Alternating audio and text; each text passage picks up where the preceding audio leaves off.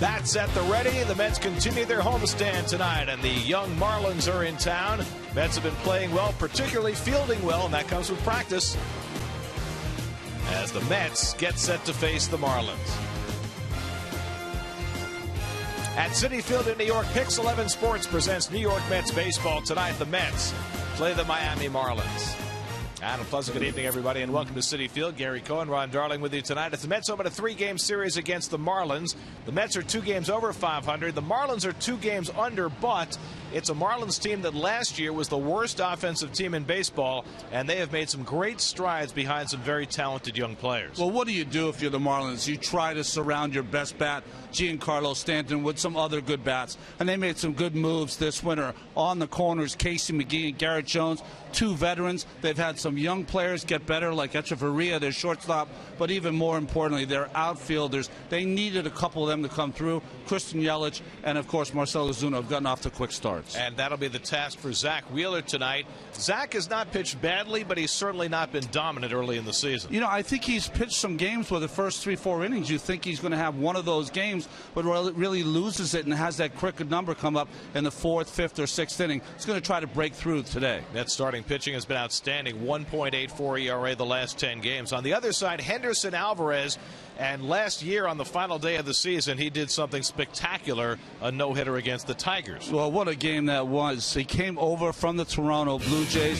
He's a guy that really didn't hit his stride till after the All-Star break. He had some good defensive plays. He's got a great slider, a great sinker and changeup, and they had to win the game late on a wild pitch. But his last start was 9-inning shutout where he only threw 90 pitches. Some people thought that game was better even than the no-hitter from last year. 17 ground ball outs in that last start for Alvarez. So it's the Mets and Marlins meeting for the first time this year.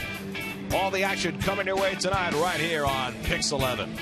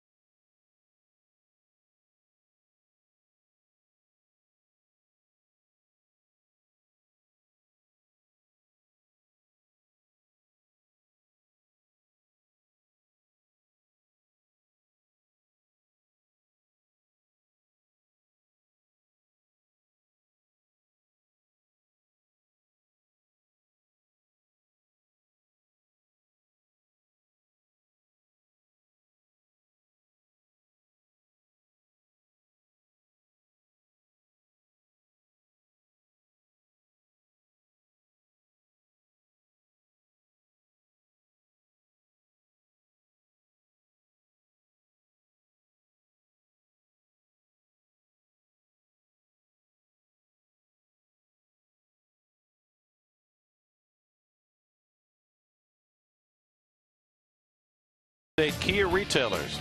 By Time Warner Cable, more shows on more screens. Time Warner Cable, enjoy better. By Tri-State Ford, to see why the competition just can't compete, visit tristateford.com. By Acela, take off, book now at amtrak.com. By Verizon Fios, making life more entertaining with America's fastest, most reliable internet. That's powerful. And by Nissan, choose Nissan today for great offers on their most exciting lineup ever. Shop choosenissan.com. You can follow every Mets game with MLB.com at bat on your favorite mobile phone or tablet. Get live look-ins, instant replays, scores, stats, audio, free MLB.tv game of the day, and more. Download on the App Store or visit Mets.com today. Keys to the game are brought to you by your Tri-State Kia retailers, and it's a Pisces theme. A poisson theme so far for these games. Big Fish Stanton on a pace for 150-plus RBIs.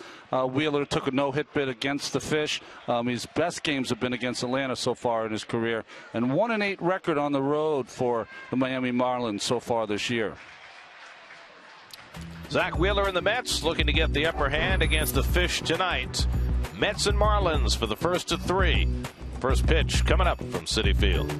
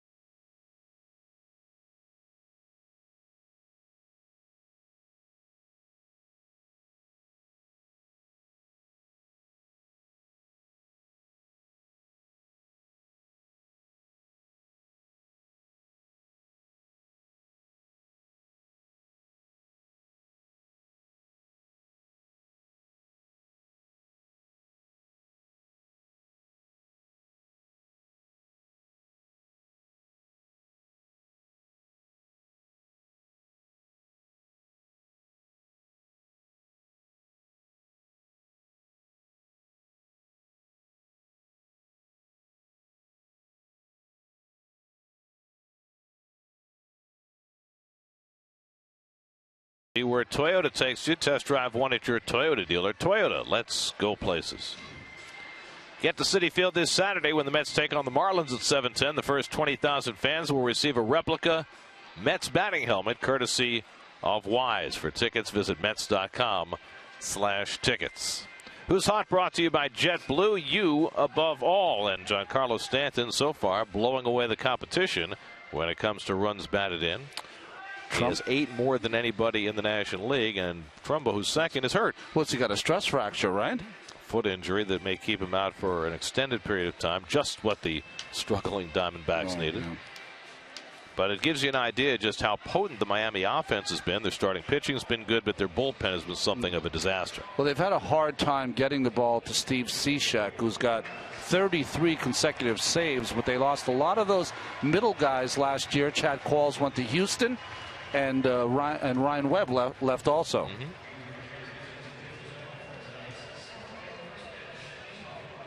There's the Toyota starting lineup for the Marlins, though 3 young outfielders. They bat them 1, 2, 3. Yelich, Ozuna, and Stanton. They're all off to good starts. Casey McGee back from Japan. Jared Saltalamacchia over from the Red Sox.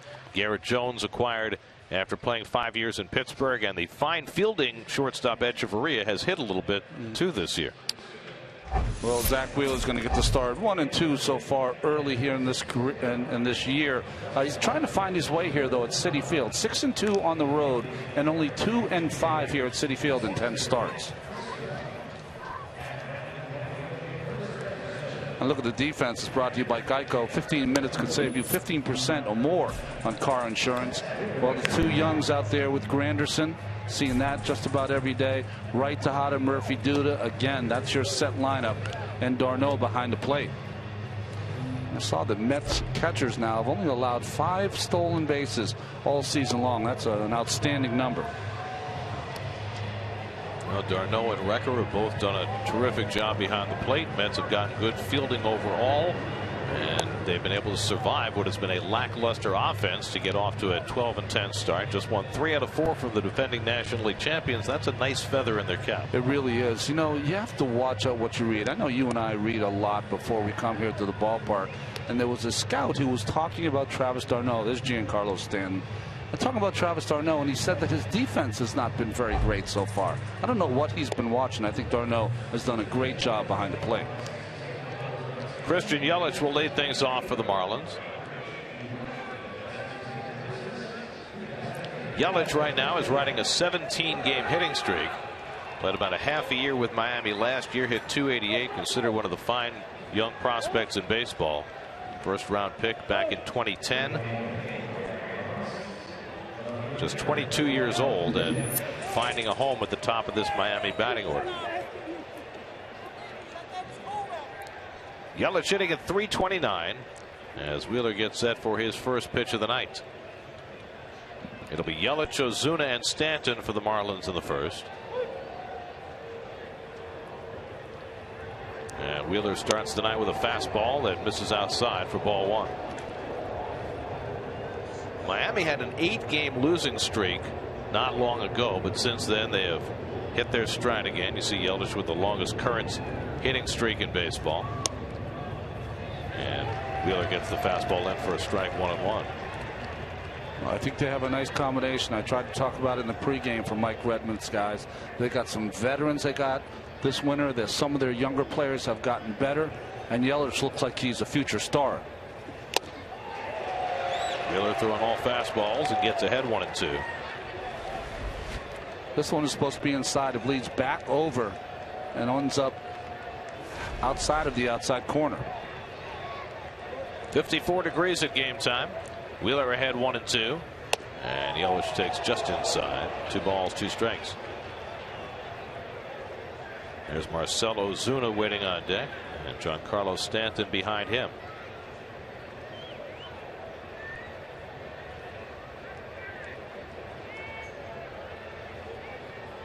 Now the 2-2 from Wheeler to Yelich, and the curveball misses inside. Full count. The Mets with their alternate blue uniforms, the Marlins with their ultimate black uniforms. It's like we're playing a game in the NFC North. That's right. Black and blue. 3-2 to the leadoff hitter. And Yelich shoots one right underneath David Wright. It caroms into foul territory. Yelich takes the turn. He's going to easily make it to second. So David Wright unable to come up with that hot shot off the bat of Yelich, and we'll see how they score it. Well, I think that went through the 5-hole, so it's going to probably have to be an error on David. Hit extremely hard, right on the button by Yelich, who uses the entire field. David tried to kind of squat in front of that, but it caromed and went to the sideboards there. Watch. Oh, that just went off his foot. Never got any leather on it. And it will be an error charge to Wright. Just the Mets' 12th error of the season, second fewest in the National League. So the Marlins have the leadoff man on, and now Marcell Ozuna. Ozuna off to a nice start. 23-year-old Dominican hitting at .309 with 3 home runs. And he shoots one foul. We saw Ozuna fairly early in his major league career last summer, and he was hitting everything. Then he cooled off a little bit, and then he hurt his thumb, and everybody wondered coming into the spring which was the real Marcell Ozuna. Well, you like his attitude. You got to love his hustle. If the Dodgers have the wild horse Puig, this is the more tamed Marcell Ozuna. Well, they say that his pitch selection is Vladimir-esque. That's how he let a fastball go by, and he finds himself in a 0-2 hole. In the games that Ozuna played against the Mets last year before he got hurt, he had .438. So he made an impression on this pitching staff. Yelich at second and nobody out. And Ozuna takes strike 3 called. Looking for something else. He took 2 fastballs, and he's down on strikes for the first out of the night. Well, just fastball really splits the heart of the plate. Good pitch, though, that it was down on the knees. See a lot of this happen with 2 strikes. Players looking for certain pitches. You must get some kind of tendencies from the coaches. Sometimes it works against them. So here is Stanton off to a red hot start. 6 home runs and a League leading 27 runs batted in. Yelich at second and 1 out, and Wheeler works the outside corner, 0-1. The Mets did a great job against Stanton early last year by pounding him in. It'll be interesting if they do that here early this year. It looks like he's standing a little further off the plate this year than he did last season. Last year's season somewhat short-circuited by a hamstring, but it was not his best year. He played at 425 at bats, hit just 249, 24 home runs. Certainly destined for a much bigger year this year if he can stay healthy. For one thing, he's got a lot more around him in the lineup, which has got to work in his favor. Wheeler ahead of him 0-2.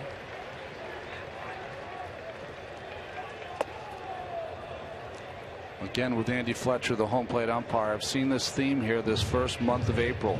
The ball on the knees is being called. The low strike has been called by almost every umpire that we've seen. Now, how much of that has to do with Travis d'Arnaud and his ability to frame those low pitches? I think that's a huge part of it, Gary. Yes.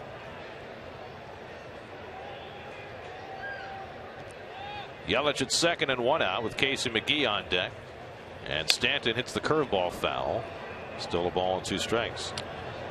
Wheeler faced the Marlins once last summer after he came up and pitched a terrific game against them in Miami. 3 hits over 7 innings, a 4-2 win. But there are only 3 Marlins in the lineup tonight who faced him in that game. Gives you an idea how much they have turned over. Stanton with as much power as anybody in the game in a long time. And it's up and away, 2-2. Stanton's the only guy that if you're on the field talking to him before the game, you feel like you should do 10 or 20 push-ups before you start to have a conversation with him. Makes you feel bad about yourself. 24 years old, and he already has 123 major league home runs, and most of them of the tape measure variety.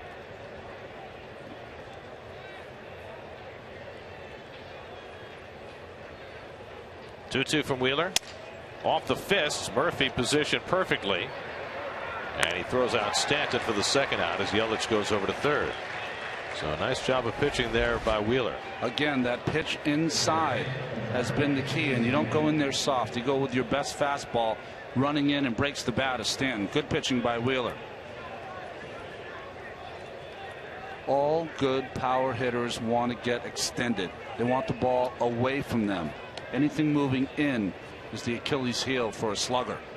You never want to see splinters. That's right. So 2 out and a runner at third. Here's Casey McGee, the former Cub, former Brewer, has come back from a year in Japan and gotten off to a good start. 16 runs batted in. That's 6th in the National League. Yelich at third and 2 down, and McGee watches the slider outside.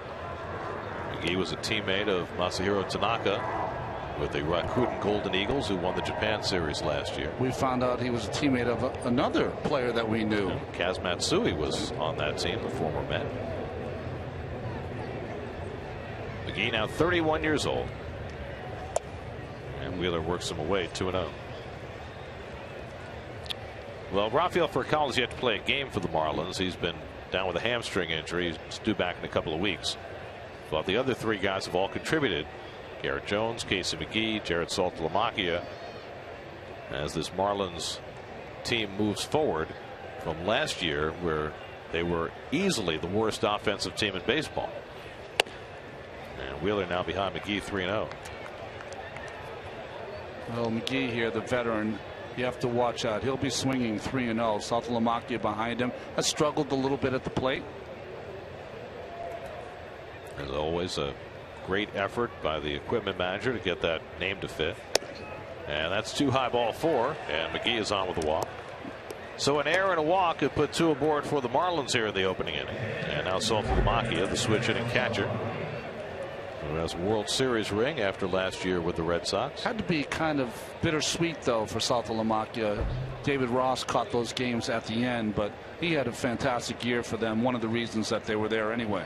Hit 273 for the Red Sox last year with 14 home runs. Originally drafted by the Braves, and the Braves traded him to the Rangers, where he kind of languished, but he has reclaimed his career in the last couple of years. And perfect fit with the young Marlins pitching staff, as Wheeler misses inside with a curve. That's 5 straight out of the strike zone for Zach. Let's see if he can make a pitch here. You're going to think that Saltalamacchia is sitting on a fastball. You almost feel like Wheeler's got to throw a fastball after 5 out of the strike zone. That's the call by d'Arnaud. And he misses with it. And now that's 6 in a row he's missed with. 21 pitches deep in this opening inning.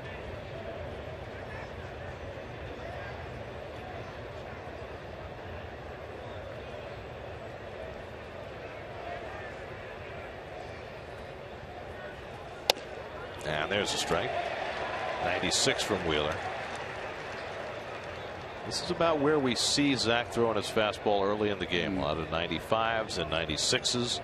Question is, how does he sustain that velocity as the game goes along? That wiggle of the finger means he wants a 2-seam fastball that sinks. And now it's 2-2. No sink there.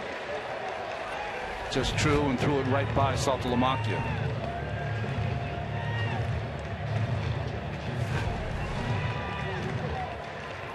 So Wheeler trying to put this inning to bed. A leadoff error, a walk, 1st and 3rd and 2 out. 2-2 to Saltalamacchia.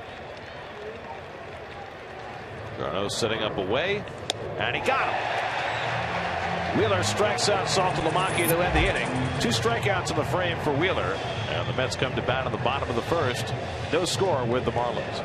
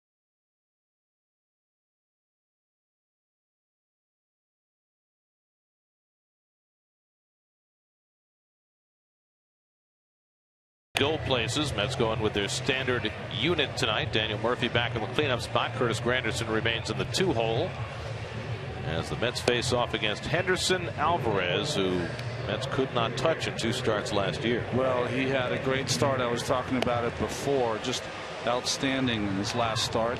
90 pitches over a 9-inning shutout. 16 and 25 in his career, 4.15 ERA, but most of that cutting his teeth in the AL East, one of the toughest places to pitch. Well, we saw him 2 years ago with Toronto, and you could tell he had the stuff, but he was still an unfinished product. Now 24 years old. Eric Young will lead things off for the Mets. Young has reached base safely in 18 straight games for New York, even as his strikeout total has mounted. 25 strikeouts through the first 21 games he's played this year. He's had an odd start, hasn't he? Well, he hasn't hit a whole lot, but he has gotten on base, and after all, that's what the Mets want from him the most. He's like a basketball player that's shooting like 25%, but still averaging 25 points a game. Right. He's 3rd in the league in runs scored. He's 2nd in stolen bases. He's got a .341 on base percentage. So far, Eric Young has done exactly what the Mets wanted. Alvarez with that unusual windup, and his first pitch is a strike to Young. Almost looks like he's going to charge the hitter at some point before he steps back and starts his windup. Young tries to drag a bunt, but pops it up. An easy play for Garrett Jones for the first out. Well, as a Geico defense, 15 minutes, 15%. You get it. Here's the defense for the Marlins. Outfield, very athletic. Yelich, Ozuna, and Stanton. Stanton's gotten better defensively every year. McGee, Echeverria, Dietrich, and Jones. Echeverria, outstanding shortstop. And Saltalamacchia, good veteran backstop. Between Echeverria and Saltalamacchia, they're keeping some letter business in operation. Some print shop, right? There's Curtis Granderson, and he takes a fastball for a strike. Granderson, a hit in each of his last 2 games, which may not sound like much, but after the depths that he had plummeted, it's a sign of life. And he hits this one out to center field. Ozuna back a few strides, plenty of room, and gets it going away for the second out with a little hop at the end. Is that like a Soriano hop? I think that was a little mustard hop there from Ozuna. Better watch himself. But what a great jump he got on that ball. That was tattooed by Granderson. But, you know, this big ballpark, doubles go to die. So 2 out and nobody on. Now David Wright. David committed his first error of the season in the top of the inning. Struggling with the bat right now, too. 0 for his last 13. And that was after getting 7 hits in a 2-game span. So go figure.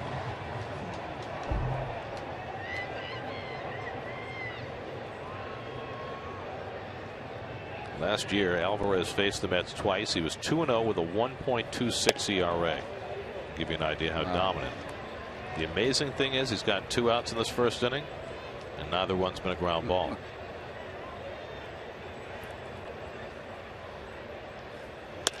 David hits one in the air, shallow right center, falling fast. Stanton can't get it, and Wright's got a base hit. Ozuna bobbles it briefly, but Wright stops it first. And that snaps it 0 for 13 for David Wright. And the Mets have their first hit of the night. Well, it's good hitting by David because it's a pretty good slider down. Gets it off the end of the bat. And I think getting it off the end of the bat was the key here because he didn't get enough on it and it dropped in front of Stanton and Ozuna. Good backup by Ozuna. See, just barely does the bat cover that ball on the outer third. David's now 3 for 7 against Alvarez, so he's at first with 2 out. Here's Murphy, the unlikely cleanup hitter, who's hit in 6 straight games.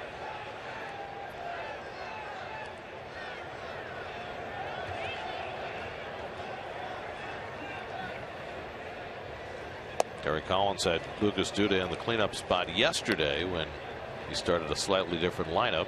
Lucas went 0 for 4. Lucas is back in the 6 hole tonight. Mets have not gotten anything out of their cleanup hitters so far. Most of that was Granderson.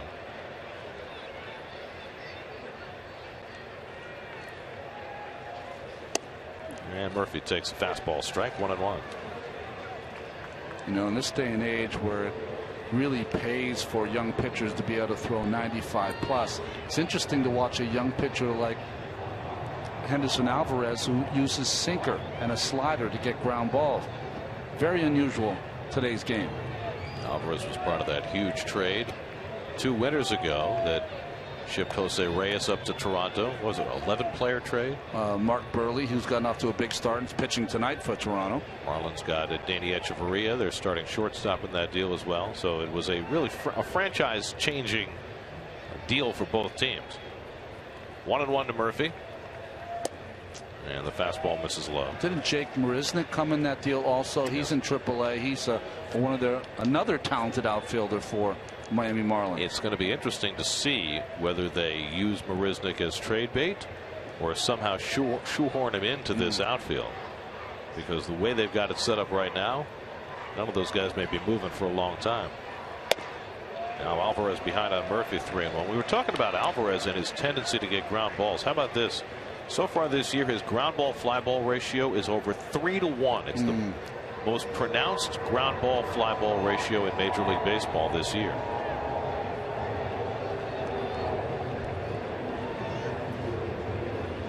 And Murphy pulls one, and Dietrich snatches it out of the air, and that retires the side. So the Mets get their first hit, but Wright is left stranded. After 1 at Citi Field, Mets and Marlins, no score.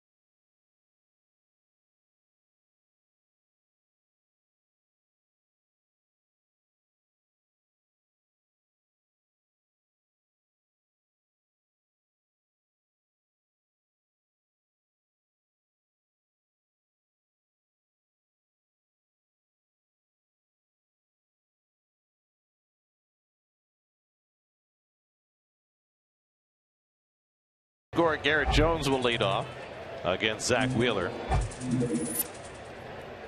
Jones, the former Pirate, doing about exactly what you would expect. Not hitting for much of an average, striking out a lot, and he's got 3 home runs. And he hits this one foul.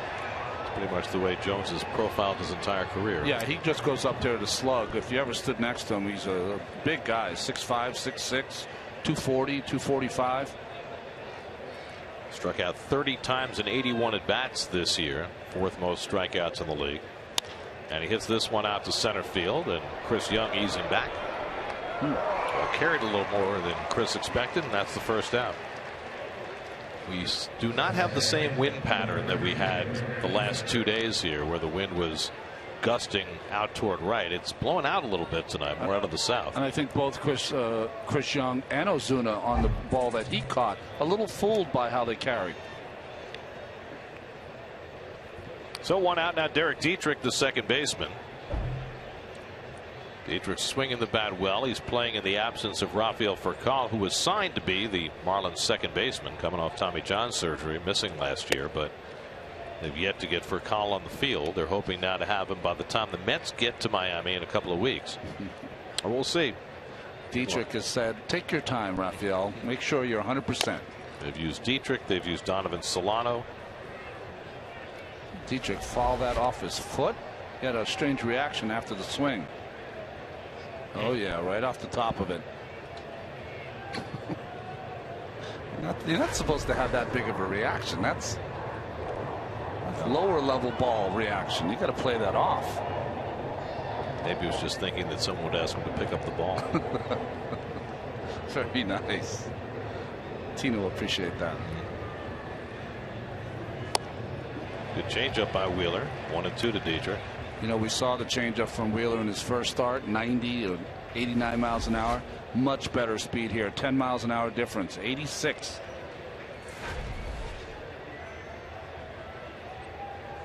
1-2, and Dietrich down on the high fastball. 3rd strikeout for Zach Wheeler. 2 down in the 2nd. You know that a young pitcher's starting to get it when every pitch has a purpose. Change up down, next pitch fastball up. That every pitch plays off the last pitch, and everything is set up to put the hitter in a bad way. Nice pitching by Wheeler. So Zach, who had a hard-working first inning, working around an error and a walk, trying to make shorter work of the Marlins here in the 2nd. Here's a Danny Echeverria off to a good offensive start, hitting .284, and he shoots one foul. Last year, Echeverria hit .227 for the full season, and he is he may not be Andrelton Simmons, but he's awfully good at shortstop. And they say he's been hitting a lot of balls up the middle to the right side. Last year he had kind of a home run swing, a big swing. Like that one? Yeah. Another pitch up and in by Wheeler.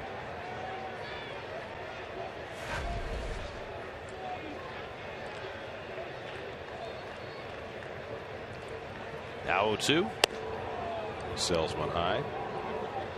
Pitcher Henderson Alvarez, who's not a bad hitter, is on deck. You see some of the particulars on Echeverria. The increasing number of Cubans in the major leagues.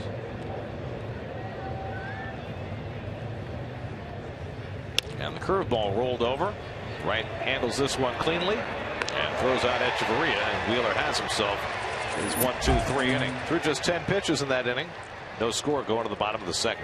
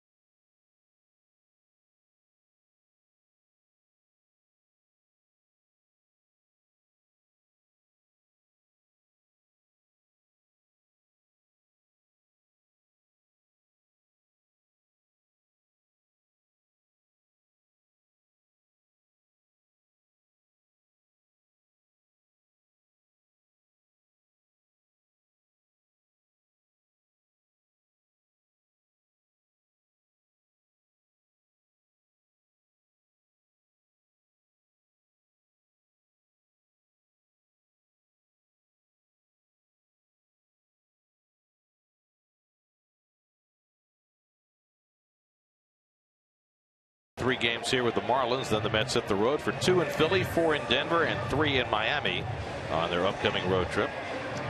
Mets are 4-3 on their homestand right now with these 3 to play. It's going to be interesting to see that Philadelphia team that, you know, when you saw them in the offseason, you were trying to decide whether they were going young or old or what they were trying to do, but they've gotten off to a decent start, especially Chase Utley. Got a big hit from one of the old guys, Carlos Ruiz, in extra innings to beat the Dodgers last night. Chris Young leads off for the Mets in the home second. Young hit his first home run as a Met yesterday, and it was a thing of beauty into the second deck in left field against the wind. Just give you an idea the kind of power that Chris has. And Alvarez starts him off with a fastball strike. Interesting about it wasn't a big swing. It just great contact, and you could see the bat speed that he generates. What, 32 home runs his rookie year? Bangs one off his foot, and it's 0-2. Well, this is the 8th straight game now that Chris has started, and feeling no ill effects at all from the quad injury that kept him out for 2 weeks at the start of the year. Remember, he started the second game of the season, played a half an inning, came out, went on the DL. But all signs positive now for Chris Young. He lays off 1 ball, 2 strikes. It'll be Young, Duda, and d'Arnaud for the Mets in the second.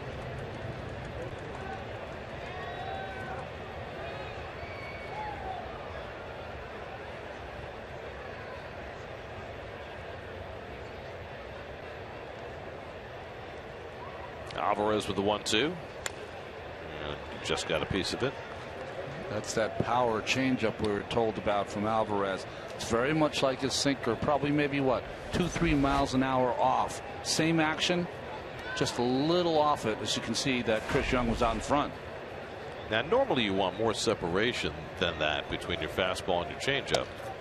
So can you get the kind of reaction you want with that little of a gap? Depends on kind of the pitcher you are. If you're going for a swing and miss, Gary, no. But he's a guy that wants contact. He wants the ball on the ground. So that changeup usually is put in play. Hasn't had his first ground ball out of the night. And it's grounded foul. His last start, he pitched a complete game 2-hitter with 17 ground ball outs. And it's really the only way in today's game that you can pitch a complete game is to have 90 to 105 pitches. He had 90. Which is hard to do if you're striking out 9 or 10. That's right. Again, the 2-2, and Young takes it high and a full count. That's why a young man like their best pitcher, Jose Fernandez, is always going to have trouble throwing a complete game because he strikes out so many, 14 in his last start. Wow.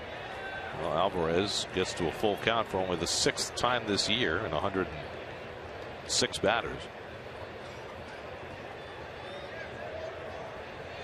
Cool looking shoes. 3-2 to Chris Young, and he bounces that one foul. So Young giving Alvarez a tussle here to start the home second. The Mets looking for more from their offense. They were able to win 3 out of 4 from the Cardinals despite scoring just 9 runs in the 4-game series. That's at a 4-game series in Miami last year that they won, scoring only 8 runs.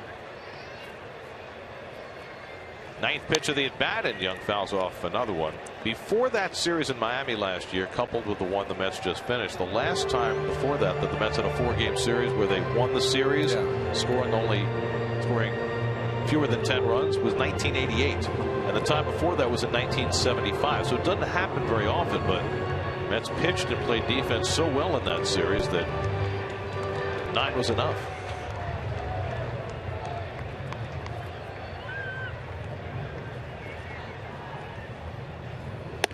And Young goes around on the half swing, and Alvarez has his first strikeout of the night.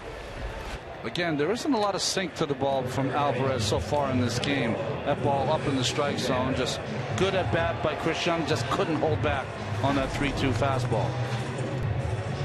So 1 out and nobody on. Now Lucas Duda. Lucas just 5 for his last 28. Leads the team in home runs with 4. There's the sinker, ball 1.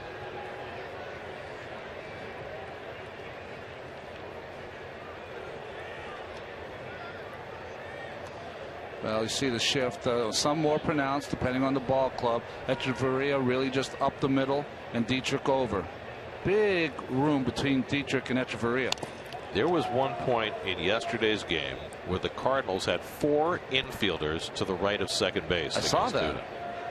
I'd never seen that before against anybody. Who was the at bat against? Do you remember?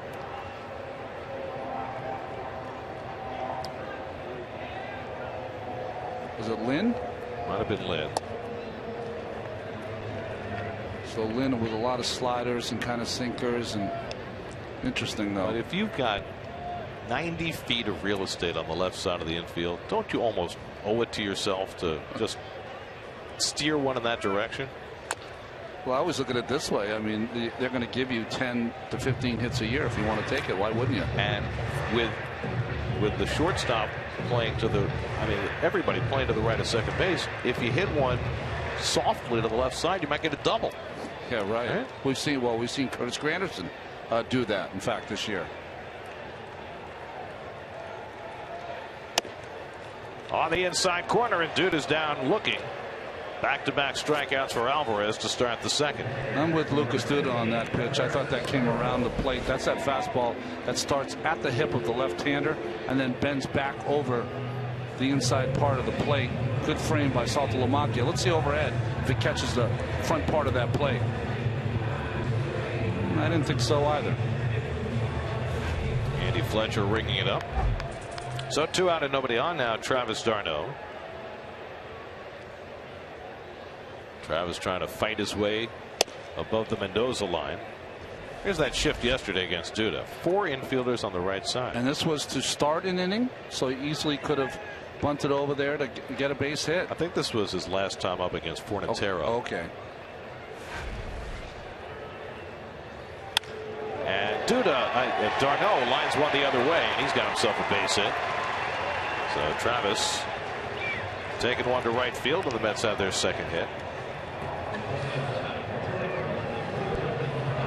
Well, I shouldn't say an unusual amount of base hits to right field, but I can see a trend with Travis d'Arnaud that he has a natural kind of stroke to hit the ball inside out. That's a fastball that was in, and he gets that ball past Dietrich.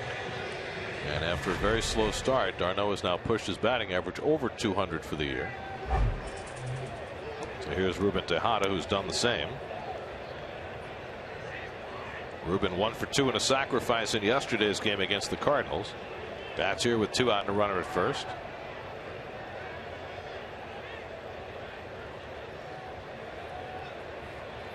Mets right now as a team are last in the National League in batting average, last in slugging percentage, have the most strikeouts, and have a winning record. They're 11th in the league in runs scored. There goes d'Arnaud. The throw by Saltalamacchia on a hop goes into center field, and d'Arnaud will stay put at second base. First stolen base for Travis d'Arnaud. Well, this is the other thing that d'Arnaud brings to the table, is that he is not one of those plodding, can't-run catchers. Got a little bit of speed, took advantage of Alvarez not paying any attention to him. It's his first major league stolen base. In fact, he didn't have one at any level last year. Remember, he had a foot injury that kept him out for almost half the season. You know what I'm saying? He doesn't have tremendous speed, but he's not one of those, slow catchers that can't run at all, as they are going to walk now after the steal Tejada. And that's the risk you run in that spot if you're the 7-hitter and you steal the base. But Wheeler's not a total give up at the plate, and he'll try and get a run in. It's always good to clear the pitcher spot if you can anyway. But you're right. I think Wheeler is one of the better athletes, despite the Mets pitchers haven't come up with a hit yet. Well, they're due, right? Mets pitchers are 0 for 37 at the plate this year. Wow. Let me repeat that. Yeah. 0 for 37. I mean, the Marlins have 8 hits from their pitchers already this year. The Mets have none. So they are overdue here with 2 out and 2 on in the second inning. Wheeler does have an RBI to his credit this season, and they are playing very shallow in the outfield. I mean, Normally, especially to the opposite field, you play shallow in the outfield, but they're playing especially shallow. Yeah, I think it's too shallow, especially after we saw a couple of the balls early kind of carrying.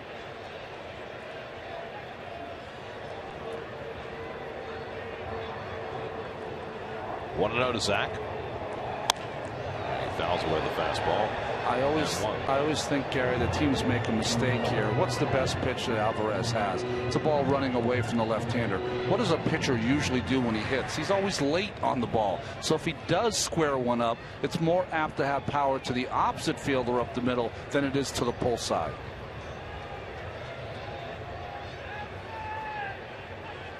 By the way, I think I know why d'Arnaud stole that base.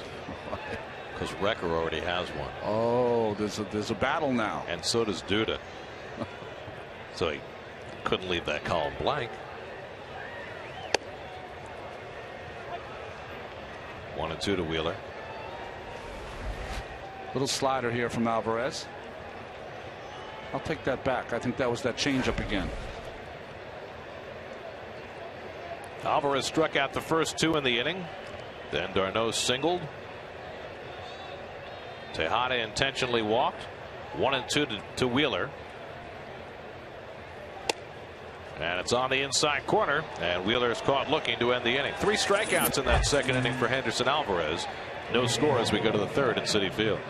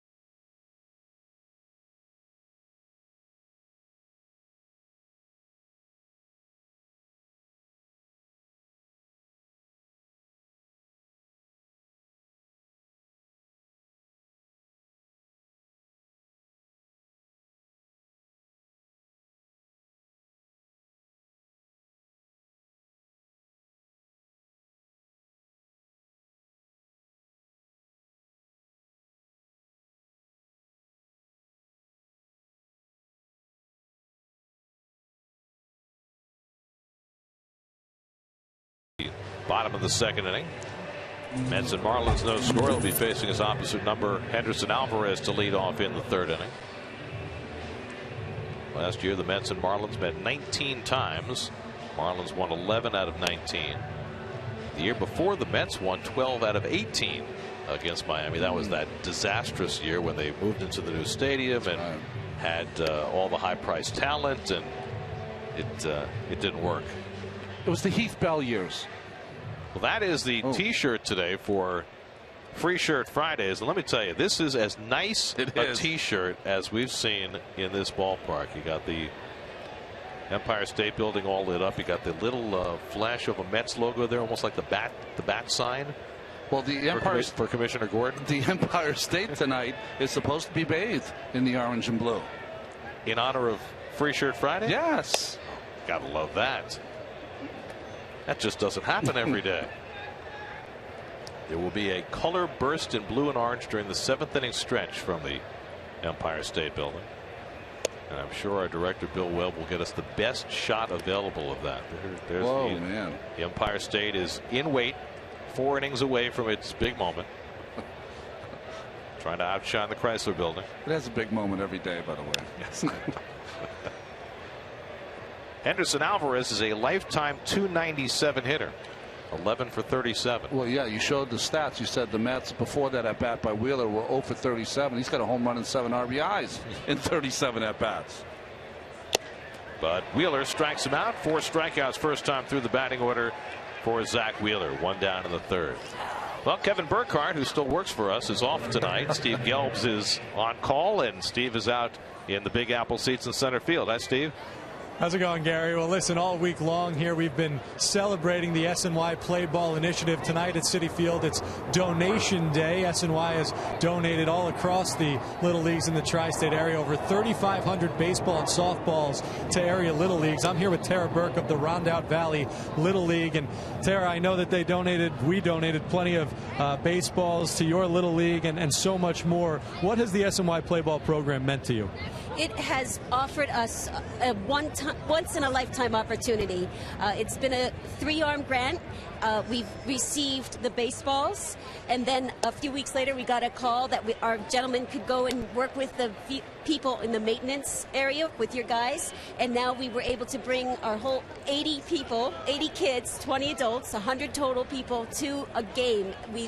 We're so grateful. It's been wonderful. It's a great opportunity. And I know Rondout Valley is no small trip. It's about 2 hours away. So for a lot of these kids and even some adults, you were telling me earlier that this is their first pro baseball game. It is. It's their yes. So many of us have never been here before, including myself. I've never been to a Major League Baseball game before in my life, and that's the same for so many of us. And it's wonderful. What do you think? We're in our glory. We're so happy. Yes. Thank you so much. Well, yes. Tara, we appreciate you spending some time with us and enjoy the rest of the game. Thank you so much. Gary, back to you. All right, thanks, Steve. Christian Yelich guides 1 foul, and it's 3-2. Well, it's been quite a week for the Little League folks, benefiting from SNY's Play Ball Week.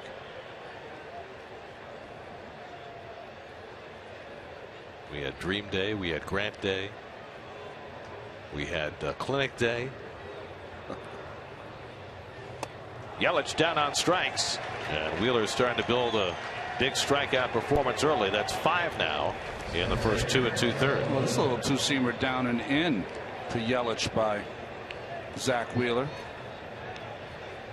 Just thinking back, my Little League team, Gary, where I'm from, there was a supermarket. It's called Century Super, but it was called Century Super from where I'm from. Right. But what's the name of your Little League team? Well, it's funny that you asked that.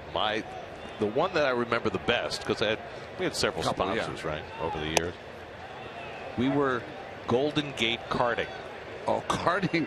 Oh, so you can only imagine the field day that our opponents had every day with that. Yeah. Well, here comes the garbage team. That's funny. Yeah, that's a real New York thing right there, right? Yep. Marcell Ozuna took a call, 3rd strike his first time up. 2 out and nobody on. We're in the 3rd. Mets and Marlins no score. And Wheeler throws that slider away from him. 1-2. Well, Ozuna is certainly a free swing. You said before Vladimir, for our fans out there who might not know, Vladimir Guerrero, like we were saying, as far as his pitch selection, he just lets it fly. 0-2 from Wheeler. He struck him out, and Zach Wheeler strikes out the side in the 3rd inning. Wheeler matching his season high with 6 strikeouts, and it's taken him just 3 innings to get there. As he gets Ozuna with the curveball, still no score.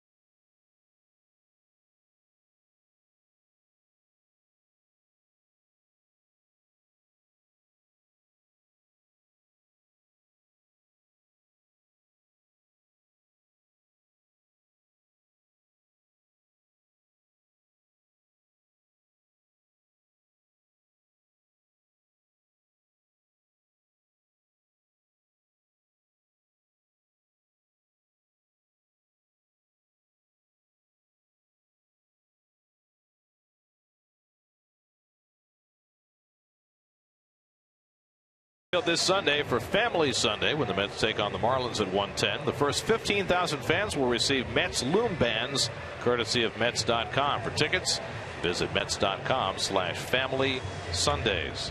And it's Family Friday night. Now that is a good looking. Wow. What'd you call it? A onesie jumper. Yeah.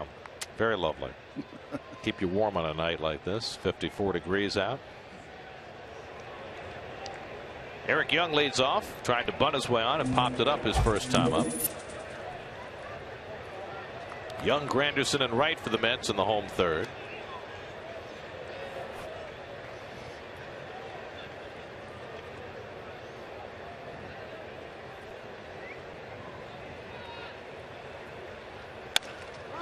Up the middle, Echeverria with the stumbling stop, has to recover it and can't throw out Eric Young. Well, he got it cleanly to start, but it fell out of his glove, and that was the end of that. Yeah, he just was off balance after that. This throw not even close.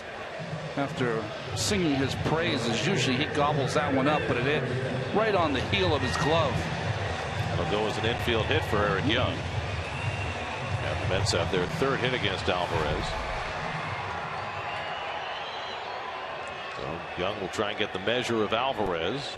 EY with 10 steals and 11 tries this year. Curtis Granderson, the batter, fly to center his first time, and Eric goes diving back. Well, that play was closer because when Eric dove back, he was in the air. You want to try to, if you're, oh no, not even close. I'm sorry. You want to try to get down as low as you can. It makes it harder for that tall first baseman. Eric has a tendency to go airborne in a lot of facets of his game. His last step to first base, he's often flying. When he makes those catches coming in on the baseball, he has a Superman soar.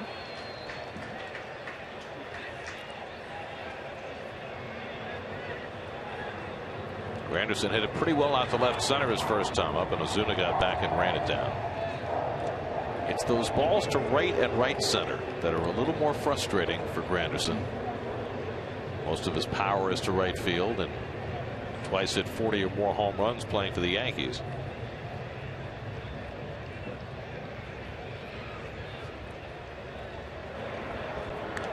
The softest of tosses to first.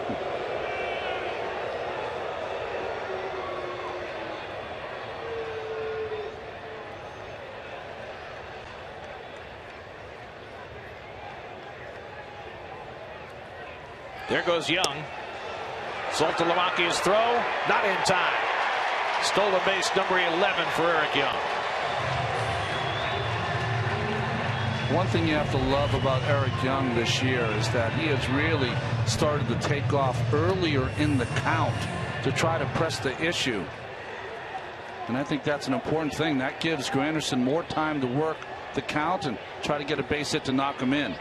Safe easily. Not a bad throw by Soltolomakia, but he had no chance. So now a runner in scoring position. Nobody out. A 2-0 count to Granderson with right on deck. And Curtis takes the changeup for a strike. 2-1.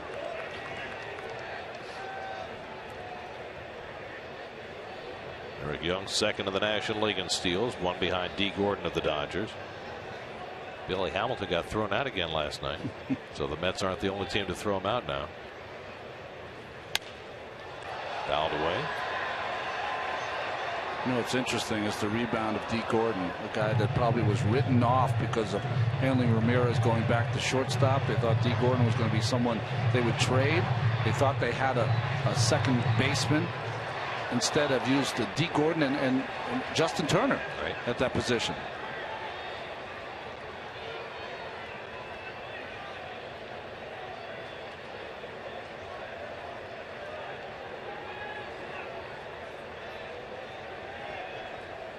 Two and two to Granderson. And Curtis fists one foul. Well, amazingly, through 2 innings plus, Henderson Alvarez is still looking for his first ground ball out. Tells you he's not quite getting the sink he normally does. Or that the Mets are doing a better job of making him get the ball up.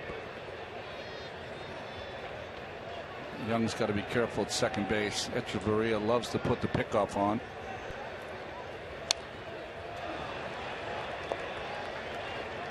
That was a good swing there by Curtis. You know, he has been quoted and said that, hey, swing's getting closer and closer. Well, this is a changeup that he's right on.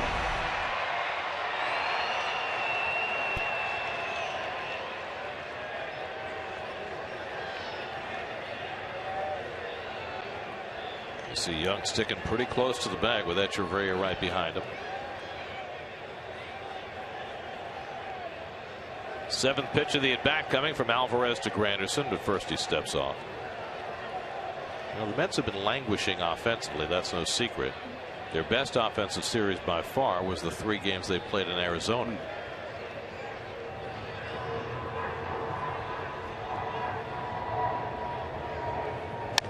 Granderson gets under one to right center. Young tagging at second as Ozuna gets behind it. And Eric arrives safely at third base.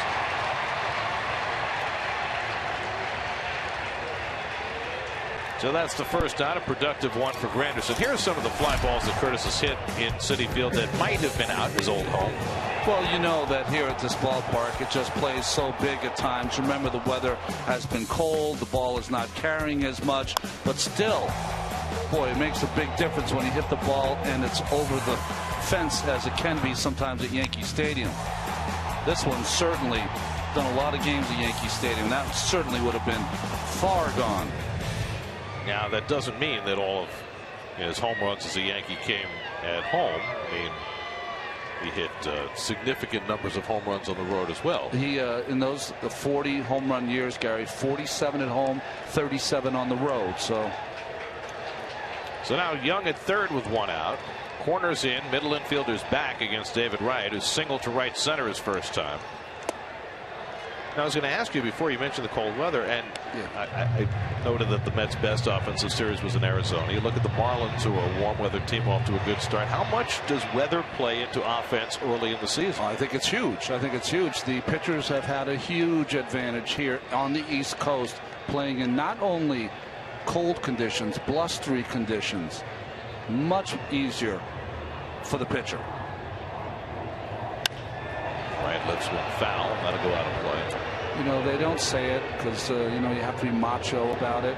But hitters don't want to hit in this kind of temperature. They don't want to get jammed and break their bats and feel the sting of that. They like the nice warm weather where the ball carries. And so when you see the Marlins off to a fast start offensively and the Mets not, you wonder, will those things start to even out as the year goes along? Wright shoots one foul. It's 1-2. I think that some of it will equal out. I don't think the Mets certainly don't have as much power as the Marlins do, even with the Marlins playing in that huge ballpark.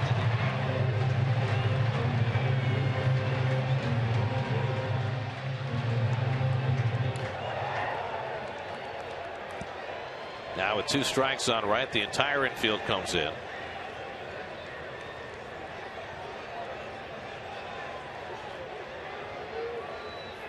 And David hits it through the hole into left field to bring in the game's first run. Eric Young comes in to score, and it's 1-0 New York. Well, that'll be a pitch that I think Alvarez will look back on and say, maybe I might have made a mistake. Why? He had thrown many fastballs by David Wright, and then he counters in the same spot with a changeup, which kind of sped up David's bat, and he was able to shoot it through that hole and the drawn-in infield. First run of the game brought to you by Monster Energy Supercross tomorrow night at MetLife Stadium. Wright's 13th RBI of the year, and after an 0-for-13 stretch, he's 2 for 2 tonight. Well, we saw Freddie Gonzalez do the same thing earlier on this homestand, bring the infield in early in a game. As Murphy hits one down the left field line, and that's going to be a fair ball going to the corner. Wright racing for third. Yelich bobbles the ball at the wall, so Wright will be waved home. The relay thrown to the plate by Echeverria, not even close, and the Mets have a 2-0 lead. And so the Marlins end up paying for bringing the infield in. Wright, who might have been an out had they been playing back, has himself a run scored as Murphy drives in a run with a double, and the Mets have a 2-0 lead. We've already discussed that Alvarez's pitches are not sinking like they usually are. kind of just running from the middle of the plate outside, and Murphy jumped all over that first pitch. I think if Yelich gets this ball and fields it cleanly, David does not score, but he bobbled it just enough for David to be able to send home by Tim Tuffle. So Murphy, who had 2 RBIs yesterday, has another one today, his 8th of the year. And the Mets have a 2 spot against Alvarez here in the 3rd. Still only 1 out. Chris Young, the batter. And there goes Murphy. The pitch is high and no throw. For the 26th consecutive time, Daniel Murphy is successful stealing a base. Well, no one's really holding on Daniel Murphy, and in this day and age where you get force-fed these statistics that everyone gets, how do they not know that Daniel Murphy wants to steal third base? Not even a throw by Saltalamacchia. So Murph 4 for 4 this year, 26 straight, as he continues to work toward the Mets club record of 33 held by Kevin McReynolds. He's now tied Howard Johnson for the 2nd longest streak and forced the Marlins to bring the infield in again. Well, what I like about this is that the third base coach, Tim Tuffle's got to read this. He comes up with it clean. He's holding David right at third. Once he bobbled it, then he had to change his mind and made the right choice to Tim and David. Infield in, 2-0 to Chris Young. And Chris bounces one to short, and Murphy will have to hold as Echeverria throws out Young for the 2nd out. So that time playing the infield in paid off for the Marlins. That would make them 1 for 2. And now Duda, who took a call 3rd strike his first time up. Well, Eric Young proving to be the catalyst again in this inning. Infield hit, stolen base, advanced on a fly ball, scored on Wright's hit.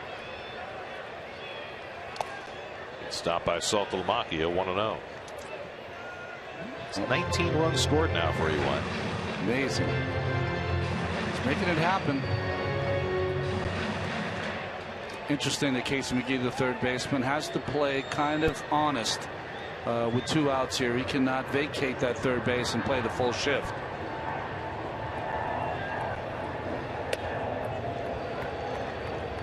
Alvarez facing more than his share of 2-0 counts here.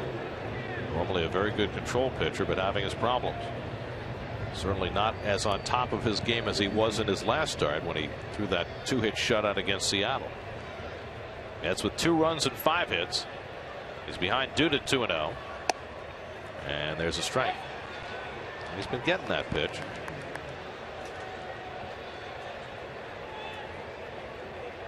Travis d'Arnaud would be next.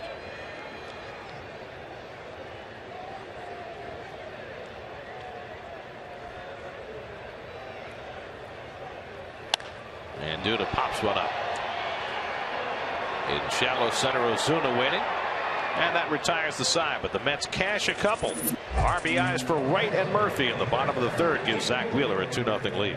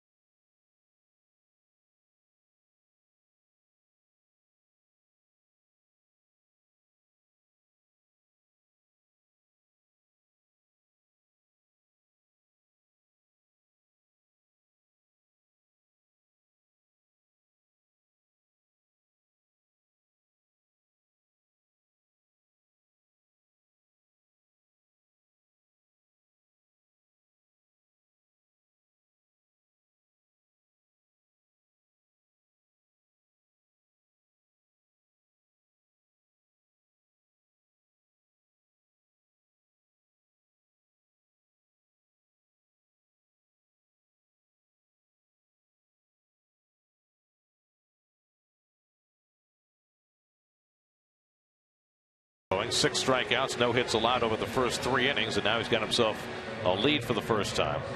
He'll face 3, 4, and 5 in the Miami batting order, starting with Giancarlo Stanton in the 4th. Stanton broke his bat and grounded out to second base his first time up. Well, if you got to face him, facing him leading off the inning is much better than anything else. Especially when you have a 2-run lead.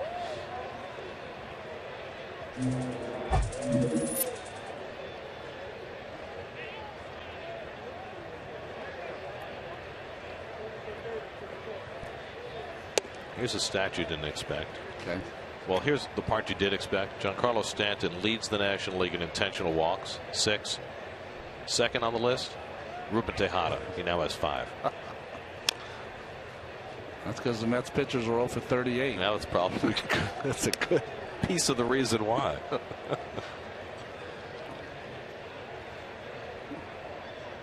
Stanton, McGee, and Saltalamacchia for the Marlins in the 4th. 1-1 from Wheeler, and he keeps it away from him. 2-1.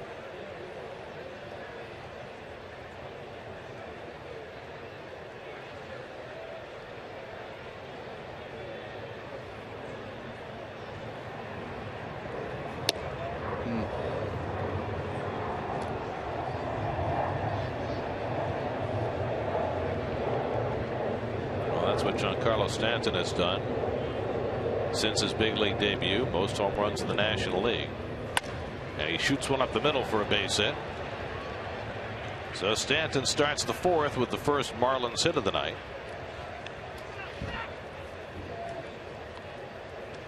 And Casey McGee will come up with a man on. McGee drew a walk his first time up. Wasn't all that long ago that Casey McGee came out of absolutely nowhere to drive in over 100 runs for the Brewers. That was 4 years ago. 08? 10. Well, 10, sorry, 10 when he was outstanding that year. But then his production fell off sharply, and he wound up in Japan last year. Now he says he has become a much more disciplined hitter, and he's off to a good start with the Marlins. This is such an important inning for a pitcher, and Wheeler knows it. But your team just put up 2 runs. It's been struggling to score some runs. This is one of those where, I mean, it's obvious you want to put up a 0. But it's an important inning for a young pitcher. And it's an interesting inning from the perspective of how you approach it, right? With Stanton leading off, and we saw Zach be very careful, throw a couple of breaking balls off the plate, fall behind in the count. Is that the right approach in that kind of situation when you just got the 2-0 lead? That's a really good question, Gary. I think what I would think about when you have a hitter, a slugger, and you know, I played against guys maybe like a Jack Clark, who was a slugger. Certainly didn't hit the ball 484 feet like Stan does, but he was a slugger in his day. What you try to do when he's leading off an inning, you get him out, but you try not to tip your hand on how you're going to get him out maybe later with people on base. Out to right center field, ranging over is Chris Young. And he retires McGee for the first out. So 1 out and 1 on. Now Saltalamacchia coming up. Well, last year these teams played a lot of innings. Remember the 20-inning game that they played here. They also played a long game down in Miami. Was it a 15-inning game there? Yeah, I was here for the 20. Sean Markham was a big part of both of those games. Remember Sean? Best starts he had was in the extra inning games. That's exactly right. He was good going 8 late, not necessarily early. You see the Mets averaged just 3.2 runs per game against the Marlins last season. Here's Saltalamacchia with 1 out and 1 on. Of course, a big piece of the season series last year was the performance of Jose Fernandez, the Marlins Rookie of the Year, and made his big league debut here at Citi Field last year, and he was dominant in most of his outings against the Mets. And it looks like the Mets might miss him these 2 series coming up. Right. They're certainly missing him in this series. And if he goes Tuesday and then Sunday, then the Mets will miss him again in Miami. But they won't duck him all year. Last year he was as dominant a rookie as has pitched in the National League since Doc Gooden.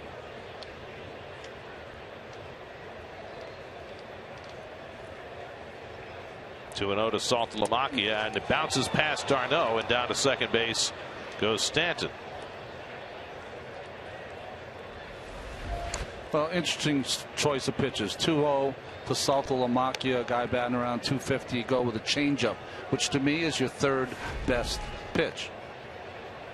So a wild pitch to fall behind Saltalamacchia, 3-0. There's Jose Fernandez wearing the ski cap. Doing what pitchers do in between starts. Chilling. Nothing. Nothing. Well, in your day, at least, guys kept the chart. That's right. One day out of their 4 off. There's a strike, 3-1. Now they don't even do that. For you folks at home, the chart is we would chart what pitches the pitcher threw, how many pitches he threw, the counts, how many 3-2 counts, all of those things as you were trying to get ready to face the team yourself. Now, just push of the button, you got all that information right at hand. Left center field, long run in the gap for Chris Young, and he runs it down. And back to second goes Stanton. When Chris Young was playing toward right center, and he sprinted all the way over in the other gap. You know what's great about center fielders is that occasionally you can anticipate where the ball is going to be hit. 3-1 count, you know Wheeler's going to throw a fastball away. I wouldn't say that you're leaning that way, but you're feeling that the ball can go in the left center field gap. A nice jump by Chris Young. You know, there was a nice story today. I think it was Andy Martino who wrote it in the news about Daniel Murphy. Yes. And anticipation before every pitch and the checklist you go down. What's the pitch? Where's it going to be? Is my pitcher hitting his spots today? And I think the same thing applies in center field. Who's up? Like you said, the count. Is my pitcher, usually it's his breaking ball that's good, but his changeup's better today. All of those things that Murph has kind of started to use in his game. There's Garrett Jones who fly to center his first time up.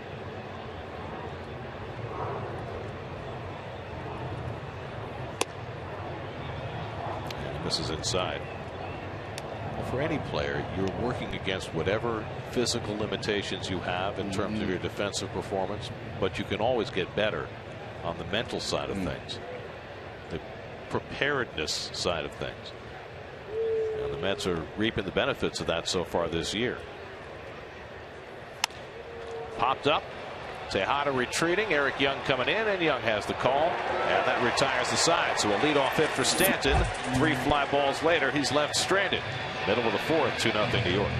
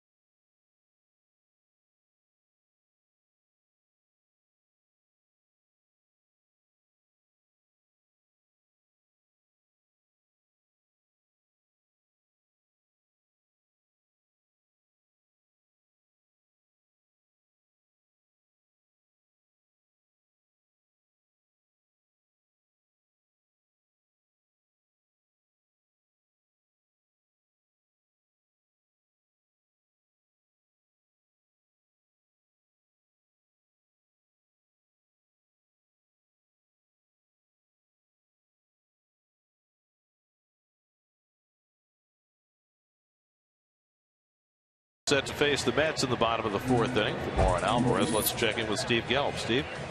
Well, Henderson Alvarez coming into tonight's start had a 2.66 ERA, albeit it is early in the season, but he was coming off a complete game 2-hit shutout, and last season pitched a no-hitter. Still, doesn't seem like anybody was talking about him, and really you can understand why. Jared Saltalamacchia said he'd have a hard time figuring out a guy that would get a lot of publicity considering who else is on the staff. Jose Fernandez, Nate Eovaldi, of course, being the other two. And one of the big reasons why you can look at that is, well, 14 strikeouts on the year coming in for Henderson Alvarez.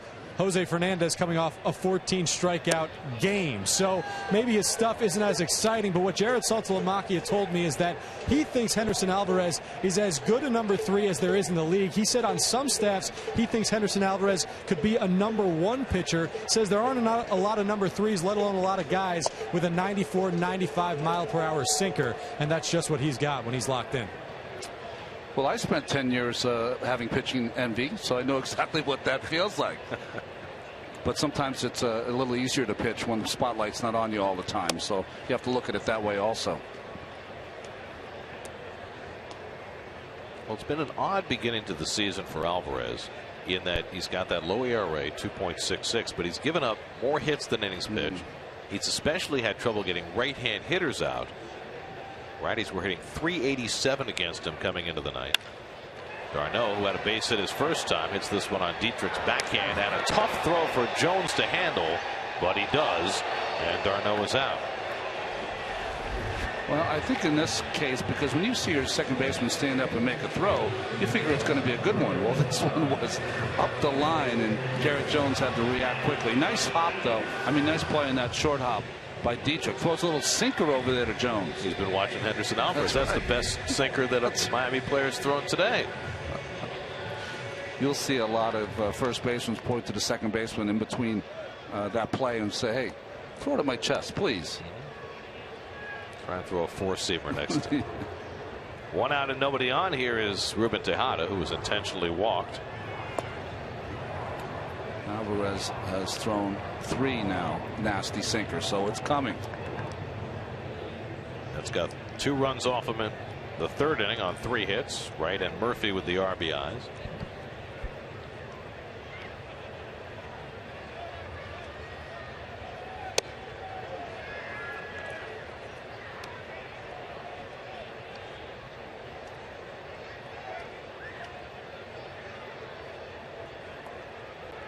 Zach Wheeler waits on deck. And the breaking ball misses to Tejada, 2-1.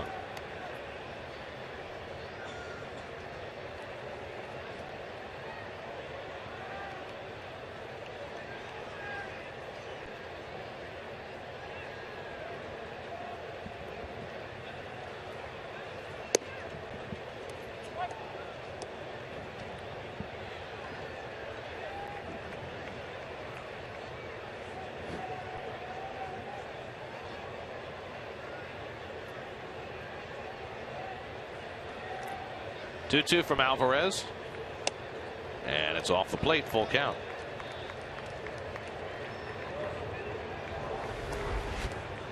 Close pitch, but good eye by Tejada. 3-4 inches outside. Alvarez has walked 1. That was the intentional walk to Tejada. He struck out 3. All of those came in the second inning. 3-2, and he walked him. So Tejada walks for the second time. So 1 out and 1 on, and Wheeler coming up. Wheeler took a call third strike with 2 men on to end the second. So Major League Baseball decided today to change one of their new rules, not the ones that were heavily publicized, the replay rule and the home plate collision rule, but the one that got kind of snuck in surreptitiously and caused several teams a lot of grief. Didn't affect the Mets at all, for or against, but the new transfer rule has been basically rescinded. And what that's going to save for a lot of you fans who've been watching, there have been a lot of catches that have become no catches because the transfer of the ball that was caught in the glove to the hand was dropped. And I think that for a lot of the umpires and a lot of the players, there was just a big confusion over it. And finally now, if you secure it in your glove, then it is a catch, even if you drop it, transferring it to your hand. Nice bunt by Wheeler, forces the third baseman McGee to handle it, and it's a 5-3 sacrifice. Wheeler has been the best by far of the Mets pitchers bunting. I think that's his 5th sacrifice so far this year.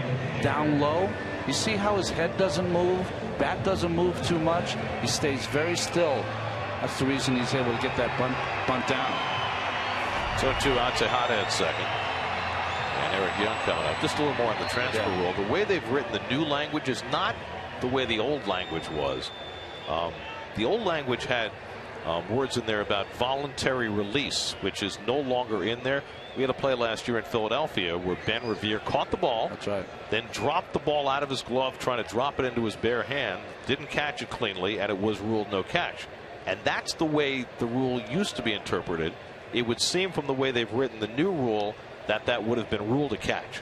Well, yeah, I think what happened in that game is that Ben Revere was going for some style points because he made a nice catch. He was going to drop it and throw it in, and the ball fell to the ground. But secure it in your glove, and the glove is closed around the baseball. That becomes a catch. It doesn't matter what happens after that, except for the plays around second base. Well, that's the question. How are they going to rule that? Because you get guys who don't cleanly catch the ball. They'll almost pat the ball from their glove to their bare hand. So what do you get there? That's still going to cause an argument between the umpires and the managers. Absolutely. And of course, with replay now involved too, that makes it that much more complicated. But I don't think that's something you can check. That ball at second base. The transfer of it. That'll be interesting because you can't do the neighborhood. That's what I'm saying. Does that fall into the neighborhood? Maybe not. Well, you've had a lot of those with the new transfer rule that now is gone. You've had a lot of replays that have upheld no catch because the ball was dropped before it got cleanly into the bare hand. Young hits a slow ground ball, and Dietrich makes the play to end the inning. A walk and 1 left. We're on to the 5th now at Citi Field. Mets 2, Marlins nothing.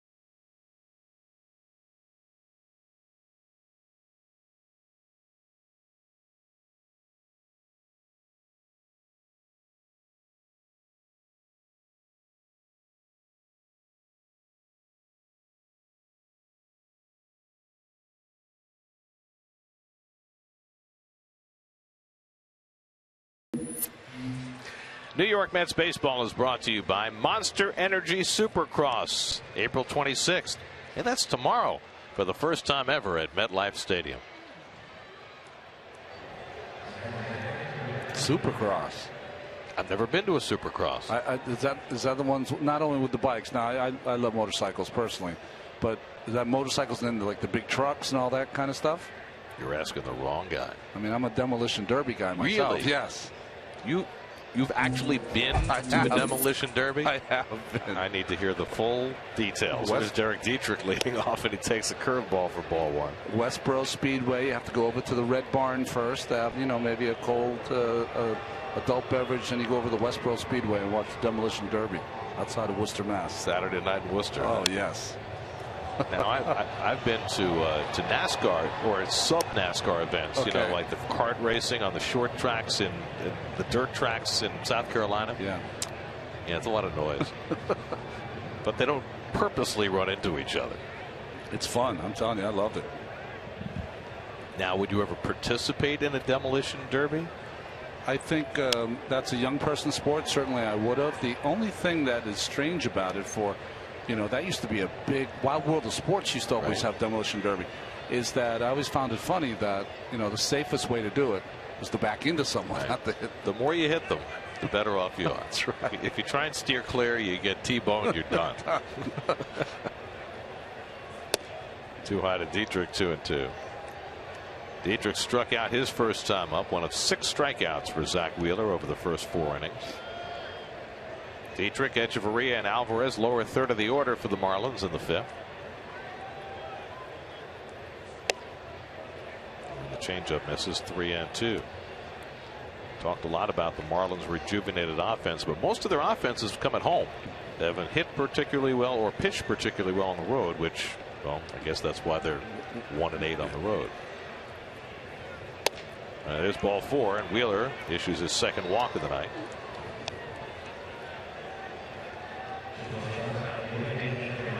So now Echeverria, who grounded out to third his first time up. It's been one of the themes for Zach, hasn't it, in his first few starts, that first batter on base.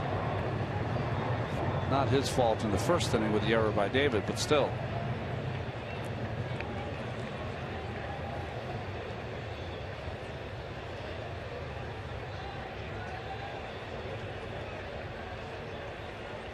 Right in at the edge of the grass against Echeverria, who jumps back. Well, Wheeler's been awfully good so far.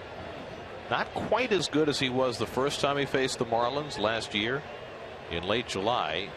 He had a no-hitter going into the 7th in Miami, the first time he ever faced Miami, until Ed Lucas broke it up with a 7th inning single. Lucas currently on the DL with a broken hand. Well, he made the team out of spring training, the veteran Lucas, who played a big part for the Marlins last year and then broke his hand at the end of spring training. Dan Worthington heading out to the mound. Wheeler, after walking Dietrich's, falling behind the 8-hitter. Echeverria 2-0. And this has been another theme. It just for Zach, there comes a period where he just loses his release point, and that's why Dan Worthington is out there to try to fix that quickly. Remember John Maine? Yeah. How he'd always have that one stretch in every game where he just, whether it was concentration or whatever it was, he would have to be reeled back in. Nice game, Matsuzaga, ready to start warming up again. Get ready for the 9th. He has a whole bag of tricks out there, doesn't he? He does. There's a strike. Yeah, John Maine was, I think his was more lack of concentration. I think with Zach, it's not lack of concentration. I just think it's just mechanical. There's still a lot of moving parts. Sometimes he gets out of whack. Dietrich at first and nobody out. And a fastball strike. 2-2 to Echeverria.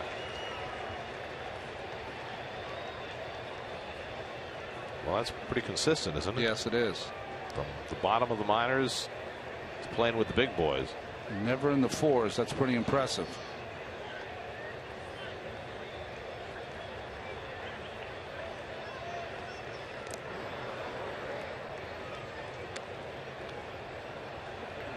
You should really consider the score here. Dietrich's not really a base stealer.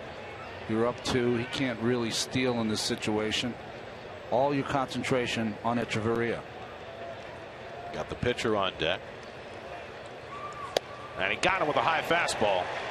Strikeout number 7 for Wheeler. Most he's had in a game this season. It's really been his best pitch all night, has been that fastball upstairs. And slow bat by Echeverria so far in this ball game.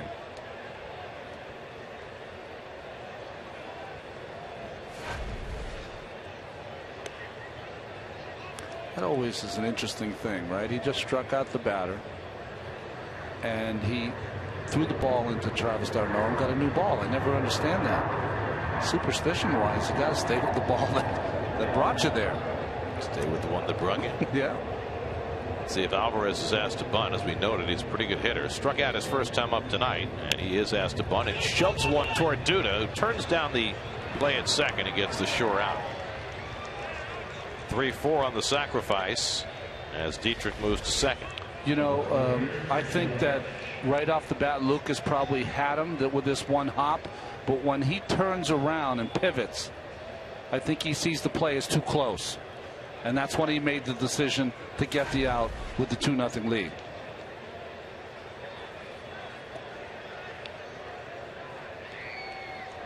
So 2 out of the inning. Now Christian Yelich reached on an error by David Wright to lead off the game, and then struck out in the third. Went to a full count each time. Yelich started the night with a 17-game hitting streak, the longest current streak in the National League.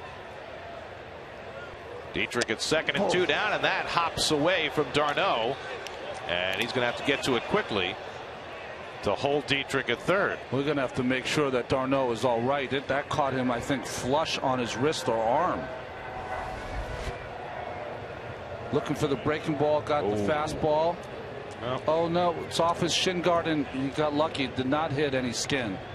Off his shin guard and his glove. Looking for the local, and he got the express. Cool.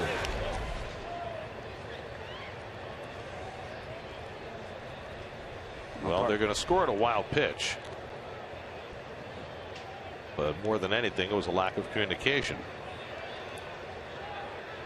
So now runner at third with 2 down. Second wild pitch of the night charged to Wheeler. Dan Worthington. I don't know what happened. Don't ask me.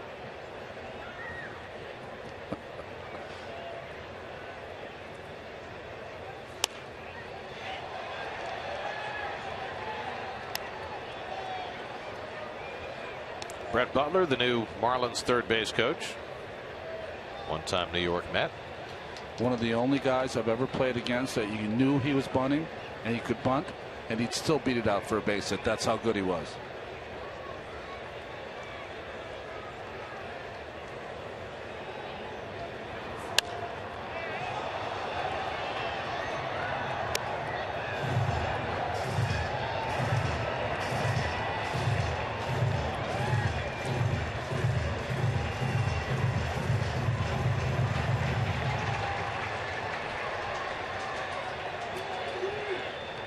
Wheeler trying to strand that runner at third. Ahead on Yelich, 1 and 2 with 2 out. This is high, 2 and 2. Christian Yelich, just 22 years old, out of Westlake High School in Southern California.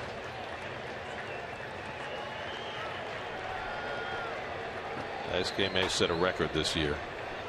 Most pitches thrown not in a game. 2-2. Tied him up. Did he go? No. Mike Winters, the crew chief, with a call down at third. That was a good call by Winters. I don't think he went there. Good breaking ball there by Wheeler. Yeah, he keeps that bat back. So now a full count to Yelich for his third straight at bat. Dietrich at third with 2 down. 3-2 from Wheeler. He shoots one foul. Low bridge Dietrich, who took a header. Well, Dietrich is, because David's off that line, flying down that third base line. And watch out. Twisted himself right into the ground. You would have thought it was mortar fire.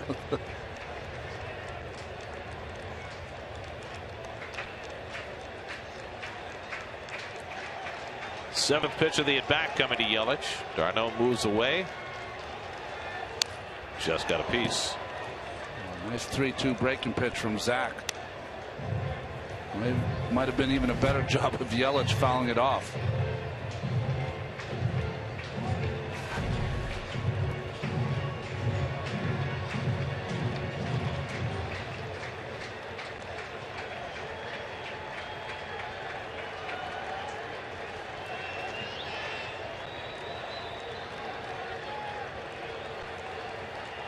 Again, the 3-2.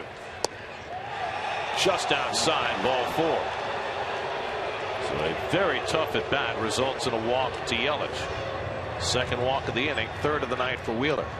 I was thinking that could have been a called third strike. The problem is that d'Arnaud set up inside and the pitch ended up outside. He wants that ball in, ends up on the corner away. Caught nicely by d'Arnaud, but on the other side of the plate. Tough for the umpire to call. So now the Marlins have the tying runs on base. And Marcell Ozuna, the batter. Ozuna's been up twice, struck out twice, looking in the first, swinging in the third. Dietrich is on third. Yelich the tying run at second with 2 down. And the most important out of the game here for Wheeler, considering who's on deck. Stanton would be next. Well, Ozuna was caught spectating fastballs the first time and then chased his second at bat. And he wouldn't chase that first pitch away. Ball 1. The Marlins have just 1 hit tonight. They're 0 for 5 with runners in scoring position. Second inning in which Wheelers had to throw 20+ pitches. Worked out of a very similar jam in the first. And Ozuna hits it sharply toward the middle, a base hit. That'll bring in the first Miami run as Dietrich is in. Yelich will go first to third. An RBI single from Marcell Ozuna cuts the Met lead to 2-1.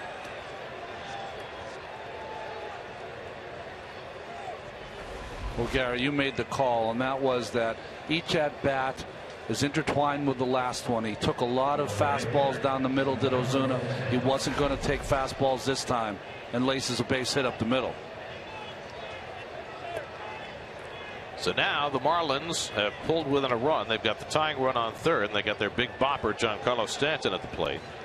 Stanton worked the count in his favor and singled up the middle his last time up. Yelich at third, Ozuna at first with 2 down.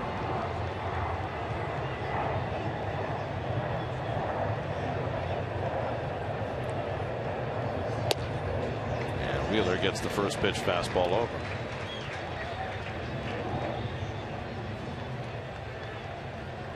It's almost like sometimes when I watch Stanton hit, even though he's so young, sometimes he seems to sit on pitches. Maybe he's sitting on that slider from Wheeler. Fastball hit out to right, hit well. Granderson back near the track, and he makes the catch.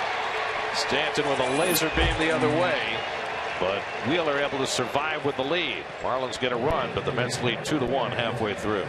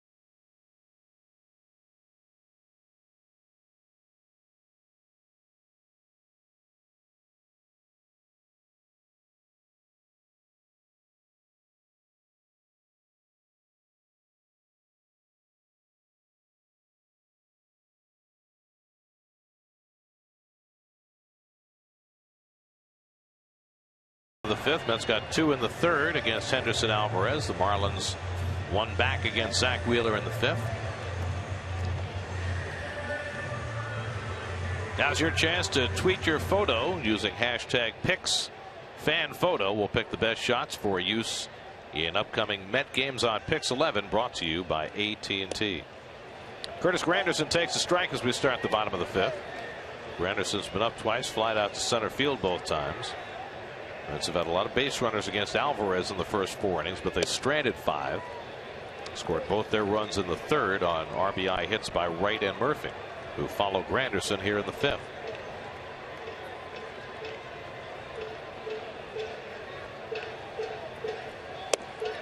Well, the Mets are starting to get in a little bit of a situation with their pitching tonight. Wheeler's thrown 88 pitches over 5, and the Mets have a couple of guys in that bullpen who might not be available tonight for Terry Collins.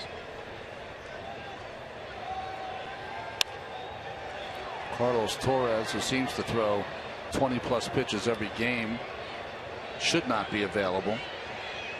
Daisuke Matsuzaka might not be available, but you would think Farnsworth is ready, Rice is ready, Valverde. Familia has not thrown in 6 days.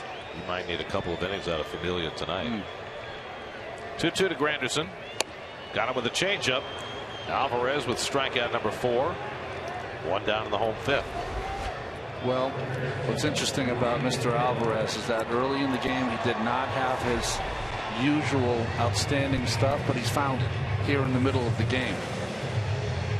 So 1 out and nobody on. Now David Wright, who's 2 for 2 tonight. David singled to right center in the first, and then singled through the drawn-in infield into left in the third to drive in the first Met run. David now has 4 hits and 8 career at-bats against Alvarez.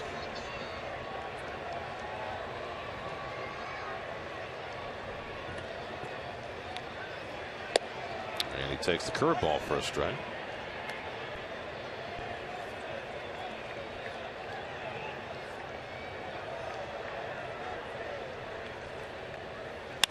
David hits one in the air deep to right center. Chasing back is Stanton to the track and makes the catch.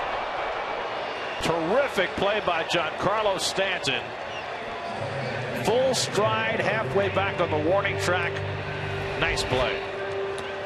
Well, full stride, like you said, Gary. Just that little opening where it's probably the deepest part of the ballpark, and I would sense that there's got to be some nights that David Wright must be woken up like a nightmare by these catches deep in right center field by the outfielders for opposing teams. Play of the game brought to you by the 2014 Mazda 3 with seamless connectivity.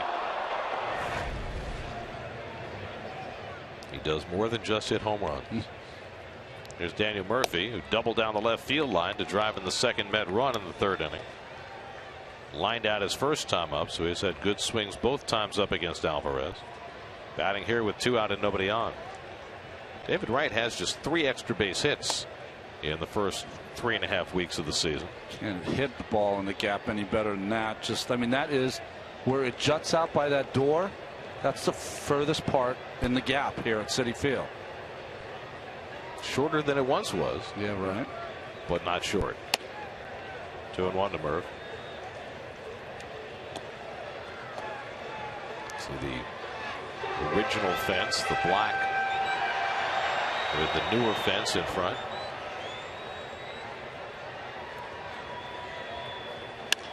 Murphy hits it out to left. Yelich along the line. And that retires the side. 1-2-3 inning for Henderson Alvarez, helped out by Giancarlo Stanton's nice catch. After 5, 2-1 to York.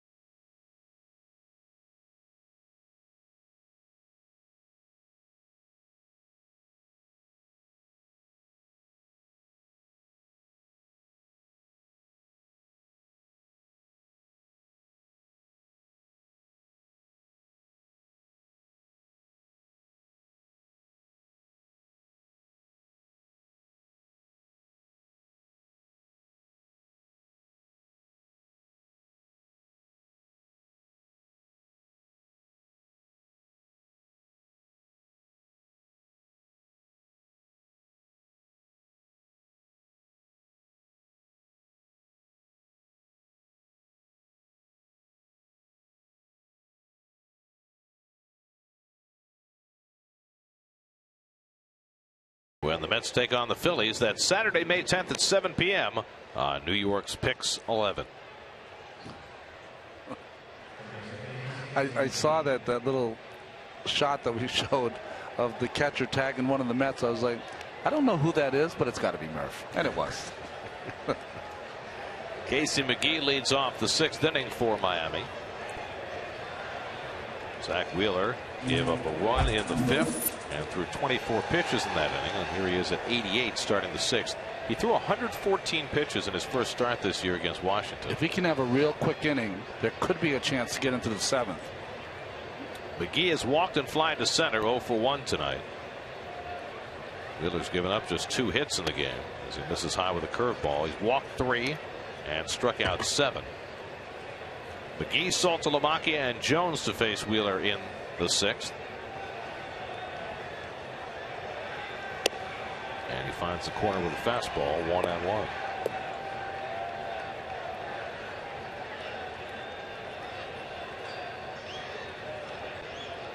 And that's a great feat of engineering, isn't it? Fitting all of Saltalamacchia's name on his jersey. It is, right? I mean, that is elbow to elbow. Lat to lat. Up the middle and a base hit for Casey McGee to start the 6th inning. So the tying run is aboard with nobody out. Saltalamacchia coming up, and we check in with Steve Gelb. Steve? Well, Jared Saltalamacchia is expecting something big this weekend. He's going to get his World Championship World Series championship ring either Saturday or Sunday. He's not quite sure from being a part of the Red Sox a season ago. But when I spoke to him earlier today, he said that ring signifies so much more than just a championship. Obviously, this week, the 1-year anniversary of the Boston Marathon bombings. And Saltalamacchia said he was really thinking back on that day this week. He said he remembers it like it was just yesterday, specifically leaving Fenway Park on the team bus, heading towards an airport to go to a quick trip to Cleveland, and hearing about the bombings and not being able to get in contact with any loved ones because of all the cell phone towers being out. Remembers all the fear associated with that. The specific thing that sticks out to Saltalamacchia, though, is the day after the marathon bomber was caught. He was going to Fenway Park for the first game after the bombings, and he admitted to me that he was very, very frightened, didn't know if Fenway Park was about to be bombed, and he walked out onto the field and saw 35,000 to 40,000 strong at Fenway Park, and he realized at that moment that the city and the team would rally together for the rest of the season. He told me when the team won the World Series, he felt like at some points it was too good of a story to be true, the way that they were able to deliver a championship to that city. And what Saltalamacchia ended with was saying that wherever he goes in his career and wherever he goes after his career, Boston's going to hold a very special place in his heart. Well, I'm sure for all those Red Sox players last year, it was, as Jared put it, about as perfect a story as there could be in terms of a baseball team providing relief to their city after a traumatic event. You know, there's some, I think of the '68 Tigers, Detroit Tigers, that all that civic unrest, that occasionally the 3 hours of a baseball game can sometimes, and you saw it here, of course, after 9/11. Sure. And guys, something else that Saltalamacchia was telling me is that he made some really good friends with some of the victims. A lot of the Red Sox players went to the hospitals afterwards, and really without media attention, just wanted to be there for these guys. As Saltalamacchia takes a strike right there, thought he was going to walk, but he said that specifically, he was texting back and forth with Jeff Bauman on the day of the anniversary. Jeff Bauman was the guy who ID'd the bomber despite having both of his legs, essentially amputated after the marathon bombing. And what Saltalamacchia told me about Baumer is that the strength and the heroism as he goes down swinging, the strength and the heroism of Bauman to be so selfless despite such personal loss is something that he really can't still wrap his mind around, and every day he thinks about that specific heroism. Wheeler has his 8th strikeout. Jose Valverde, first man up in the Mets bullpen, as Wheeler right on the cusp of 100 pitches for the night. So 1 out and 1 on for the dangerous Garrett Jones, who's been up twice and flied out both times. McGee at first and one away.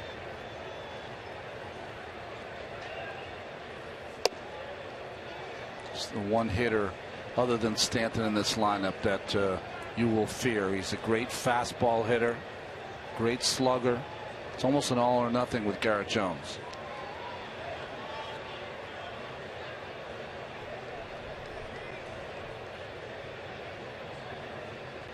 They're about to throw his 100th pitch of the night.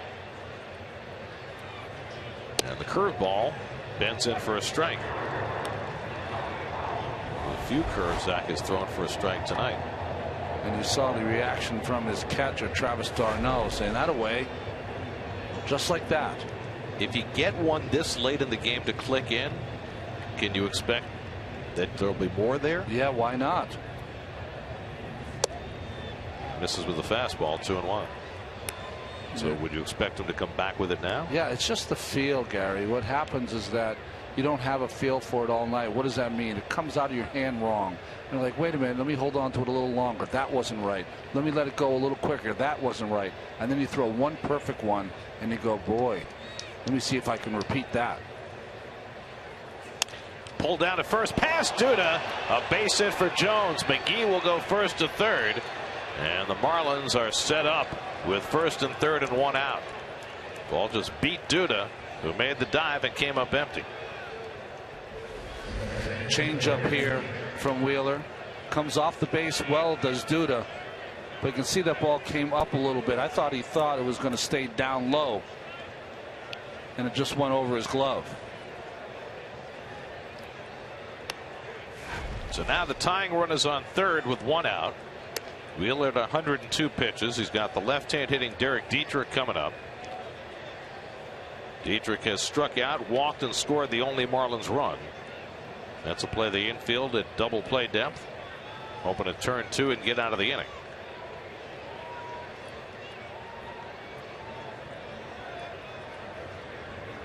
And Dietrich takes the curveball for a strike. You know, those plays there for a first baseman, Gary, they're really they're defensive. When you come off that bag, you're almost like a goalie, because as the first baseman, if you just get some leather on it, it's going to be an out at first. Back-to-back curveballs gets Wheeler ahead 0-2, so he has gone to the well there.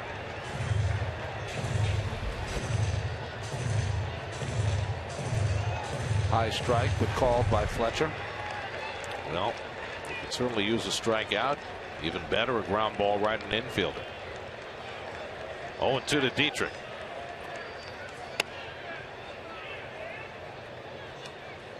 So he's thrown two breaking balls for strikes, Gary. He's thrown a fastball up. The pitch now is a breaking ball in the dirt. Can you have control of it to throw it in the dirt? So it's a swing and miss kind of pitch. See what Travis calls. And confidence that your catcher will block it with the tying run at third. Going back to the changeup. 1-2. Struck him out. Big strikeout for Wheeler. His 9th of the night to pin the tying run at third. A lot of motion there, and that's the best changeup he's thrown the entire night. Not only did he take enough off of it, but great movement away and down from Dietrich. So now 2 out, runners still at first and third, and Adeiny Echeverria will be the batter. Echeverria has grounded out and struck out 0 for 2. McGee the tying run at third, Jones at first, and 2 out. And Echeverria flies one foul.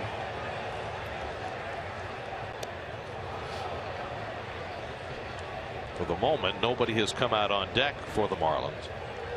But if Echeverria were to walk to fill the bases, you have to believe they'd send up a pinch hitter for Alvarez. Well, the pitcher's out there for now is Carter Capps up for Miami. And keeps Mike Redmond's options open. 0-1 coming from Wheeler. And he just missed 1-1.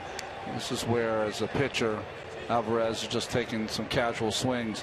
Wheeler, this is where you're rearing back and firing. You know this is probably your last hitter. Making it out. 1-1 to Echeverria.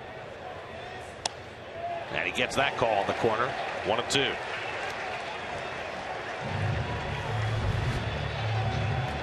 Again, the hands of d'Arnaud.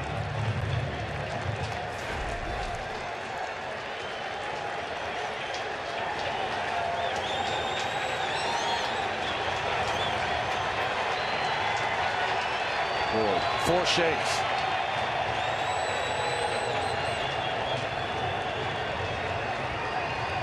He only has 4 pitches. A lot of times that means he wants a fastball on the other side of the plate. You want fastball in? No, he's going with the slider. 1-2. He struck him out. 10 strikeouts for Zach Wheeler, and the last 2 coming in a huge spot to keep the tying run at third. Best performance of the year so far for Zach Wheeler. He's hung up 10 strikeouts in 6 innings, and he has himself a 2-1 lead.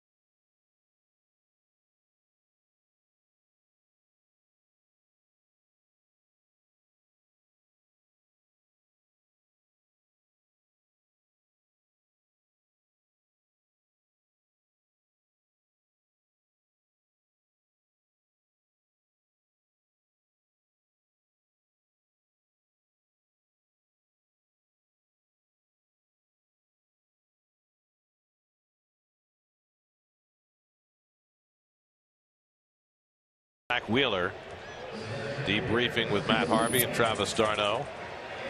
Second time in his career he's reached double digits in strikeouts, at 12 last year in a game against the Padres. But sometimes it's not how many you strike out, it's when you strike them out. Exactly, and his last 2 strikeouts were on a changeup to Dietrich and a slider to Echeverria. Just well done, well played by Mr. Wheeler. Now Chris Young will lead off in the home 6th inning against Henderson Alvarez, and he takes a strike. Young struck out and grounded out 0 for 2. Alvarez has hit his stride the last couple of innings. Got help from a great catch by Giancarlo Stanton to rob David Wright of an extra base hit. But much sharper than he was early in the game when the Mets left 5 runners in the first 4 innings. 2-1 to Young with Duda and d'Arnaud to follow for the Mets in the home 6th. Marlins 1 run, 4 hits. The Mets 2 runs and 5 hits.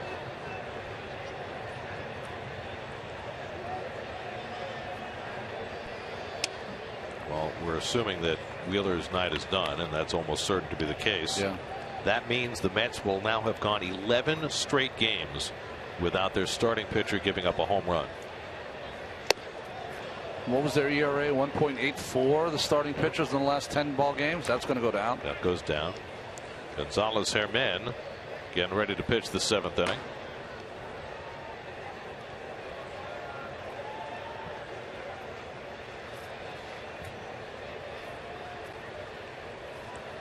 (3-2) coming, and Young fouls it back. The last time the Mets had a stretch of 11 straight games where their starters did not allow a home run, 1991. Whoa! Shortly after you became an Expo. Oh, they wouldn't have had that record, I'm sure.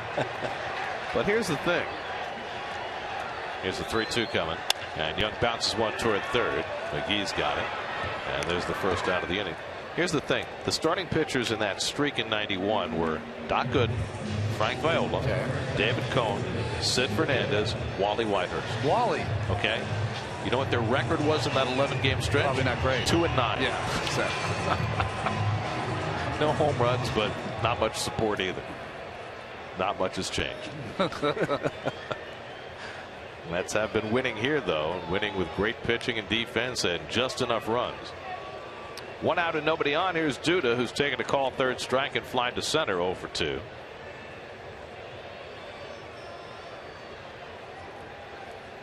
And Lucas takes a strike.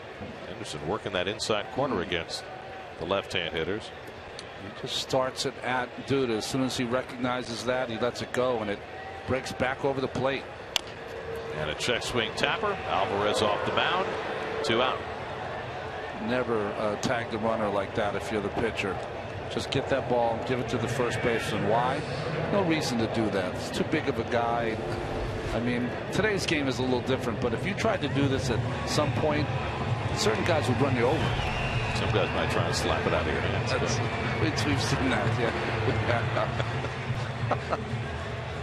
2 out and nobody on. Now Travis d'Arnaud, who has one of the Mets' 5 hits tonight, singled to right in the second and picked up his first major league stolen base. Didn't want to be left behind. And that curveball sails high. So the Mets starters ERA these last 11 games is now 1.81. Wow. That's styling. And Wheeler with his best performance of the year so far. d'Arnaud hits one toward the middle. Echeverria has it go off his glove. Rough night for Echeverria. He let a similar ball get by him in the 3rd inning. This one will also be scored a hit, but balls he usually makes the play on. Just kind of overstabbed it with his glove. Watch, it goes in between his foot and his glove. So d'Arnaud picks up his 2nd hit of the night. And Ruben Tejada will come to bat. Ruben's been up twice, walked both times. Let's have 3 left-hand hitters in the dugout to pinch hit for Wheeler. If Tejada keeps the inning going, you got Nieuwenhuis, Abreu, and Quintanilla.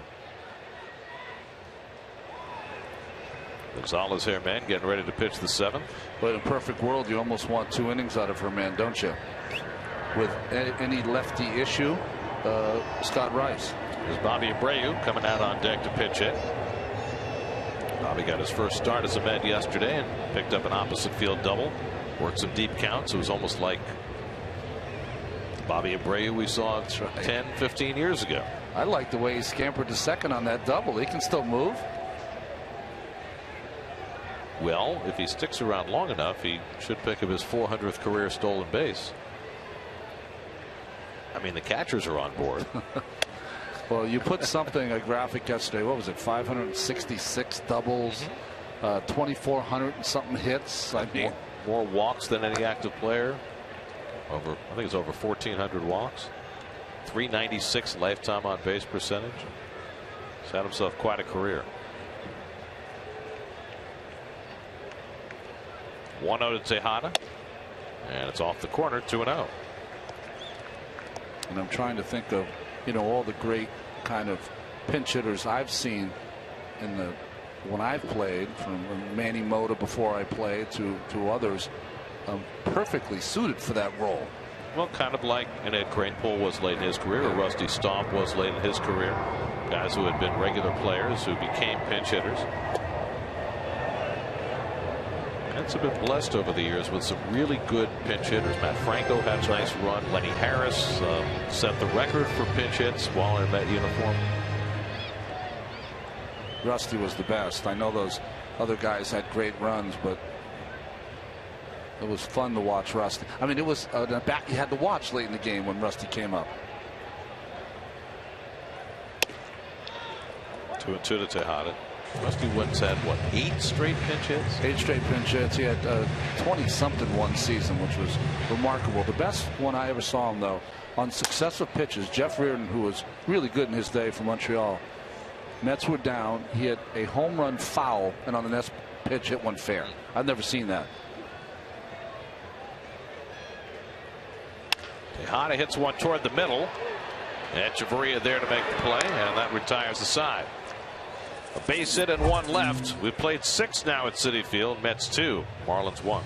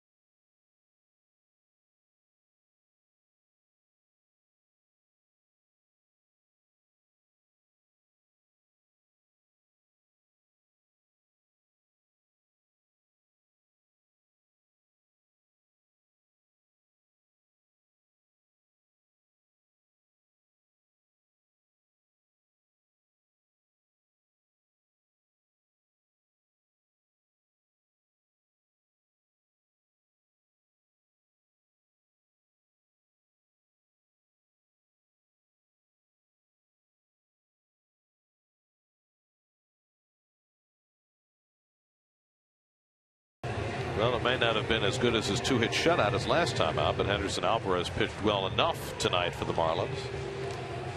He exits now. Mets will make a double switch. Omar Quintanilla comes in to play shortstop. He'll bat 9th.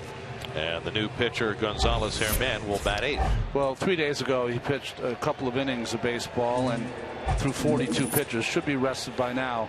And with the double switch, looking for him to maybe get 2 innings of work. Reed Johnson will be the pinch hitter, batting for Alvarez, leading off in the 7th inning. Well, Herman has had 2 full days of rest since that outing on Tuesday night.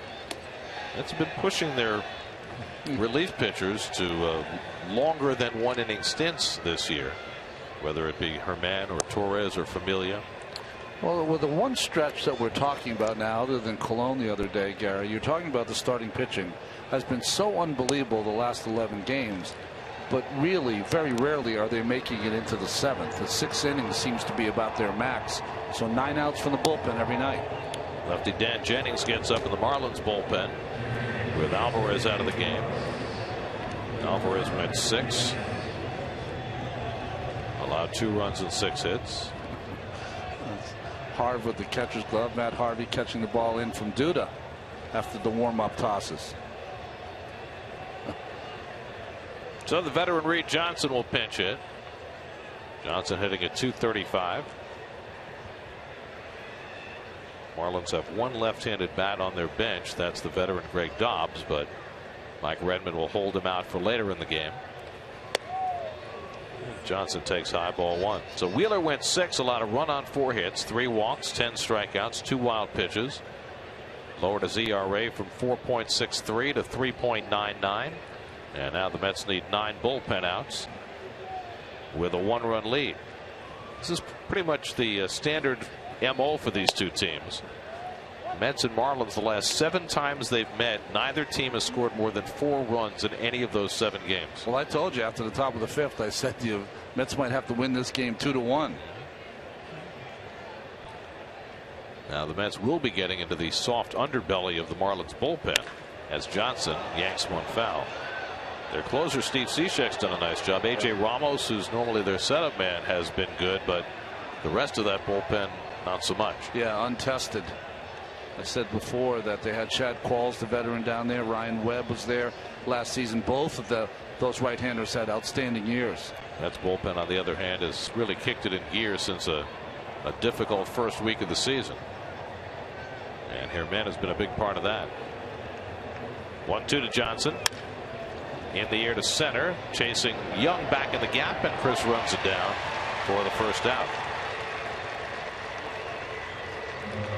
Good at bat by Johnson, but he's retired. How many times do we say that about him? Good at bat by Pete Johnson. Every time. Or he steals base or gets a walk. Good base runner. Santana's nemesis, right, for all those years. Now Christian Yelich, whose 17-game hitting streak could be on the line. He's 0 for 2 and a walk tonight.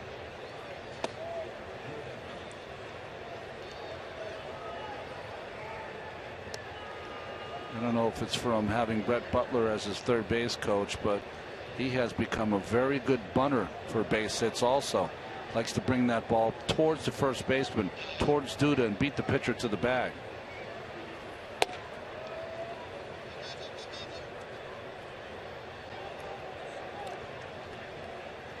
#1 draft pick by the Marlins in 2010. He was all set. California kid. He was set to go to the University of Miami, of all things. And he wound up in Miami just via a different route. Fly ball deep to center. Chris Young back and slows and grabs it right before he gets to the warning track. 2 out. Well, kind of like Ryan Braun, right? Ryan Braun's a Southern California kid. He went to the University of Miami. Pat Burrell, was he also from California? Yes, he was. Yeah. Went to Miami. So there was a pipeline. So Hermen's retired the first 2, using the big part of the ballpark. And now Marcell Ozuna, who's driven in the only Miami run with a single up the middle in the 5th. Boy, Wheeler did some strong work tonight when he really had to. First inning, 1st and 3rd, 2 out. He struck out Saltalamacchia. 4th inning, leadoff hit, a wild pitch, retired the next 3 hitters. 5th inning, gave up a run, had 1st and 3rd, got Stanton on a fly ball. And then in the 6th, with runners at 1st and 3rd, back-to-back strikeouts to get through the inning. Hermen gets the ground ball from Ozuna. Wright makes the play to Duda. 1-2-3 inning for Gonzalez Hermen in the top of the 7th. Mets will go up against the Miami bullpen, 2-1 New York.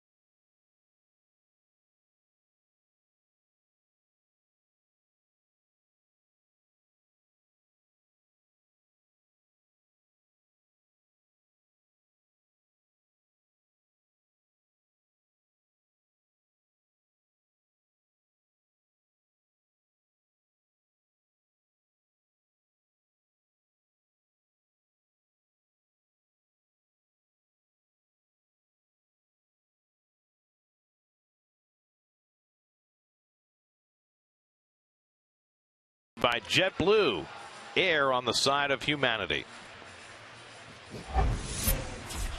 Line score brought to you by Chevrolet. Visit ChevyDealer.com. That's with a 2-1 lead as we go to the bottom of the 7th. The Empire State Building, the theme on the Free Shirt Friday tonight, and you see lit up in orange and blue in tribute. Very nice. The city is glistening tonight. Here are the T-shirts that were handed out tonight. I love the bat signal. Yeah, right. Isn't that great? Yeah, that's cool. Omar Quintanilla will lead off for the Mets against the new Marlins pitcher, lefty Dan Jennings. From Iowa, went to the University of Nebraska. He and his wife Courtney have a little daughter named Brooklyn. Perfect. First pitch slider in for a strike to Quintanilla, who came in on a double switch in the last half inning. Quintanilla, then Eric Young and Curtis Granderson for the Mets as they look to add on here in the 7th. And a drag bunt over the mound. In comes Dietrich to make the sliding grab. Making like Billy Martin in the World Series. I think Dietrich just realized the transfer rule today, so he just wanted to make sure that everyone saw it. But it was a nice play. 2 pop-ups now on bunts by the Mets. Eric Young to begin the game, and here this nice slide and catch by Dietrich.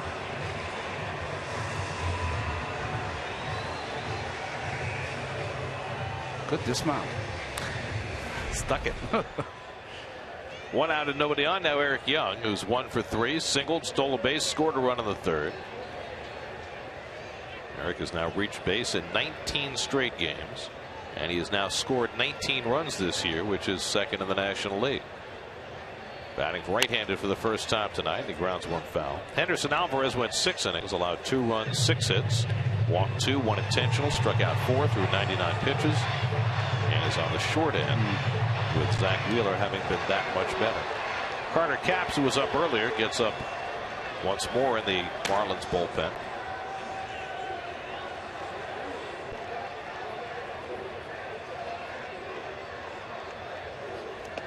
Absurd Capps is up just in case the Mets get somebody on, and David Wright comes to bat in this inning. You don't want to leave your lefty in to face David. Curtis Granderson, though, between Young and Wright.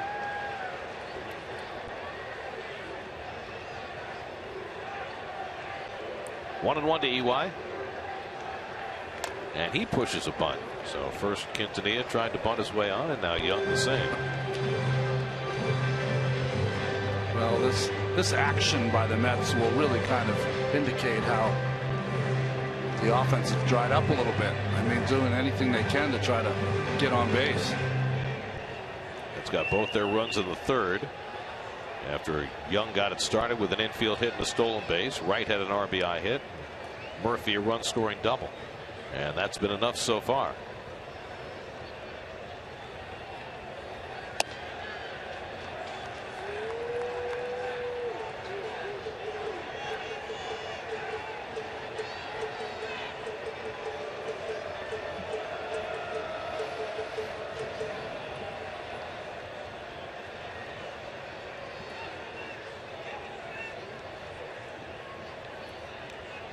Jennings with a 2-2, and he breaks his back, grounds it down to McGee, who makes the play on Young for the 2nd out. With the bat sailing off to his left, McGee able to keep his concentration. Well, that's some serious kindling right there from Eric Young Jr. I mean, the cleanup begins. I mean, there were like 4 different parts of that bat littered all over the field. So now Granderson is 0 for 3 tonight. 2 fly balls and a strikeout.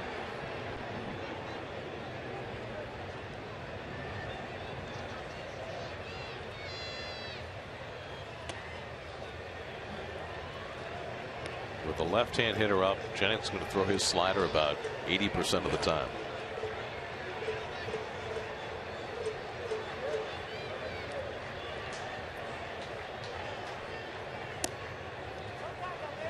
Falls behind on Granderson, 2-0. Well, that's a good one.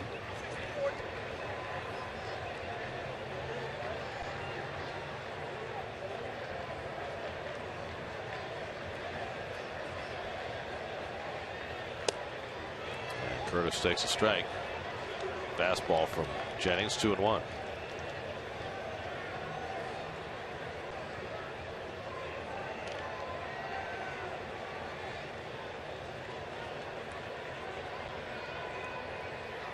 And Granderson drives one to right, but right at Stanton for the 3rd out. bullet. Instead, didn't have to move an inch. 1-2-3 inning for Jennings in the bottom of the 7th. Giancarlo Stanton will lead off the 8th against Gonzalez Herman when we come back.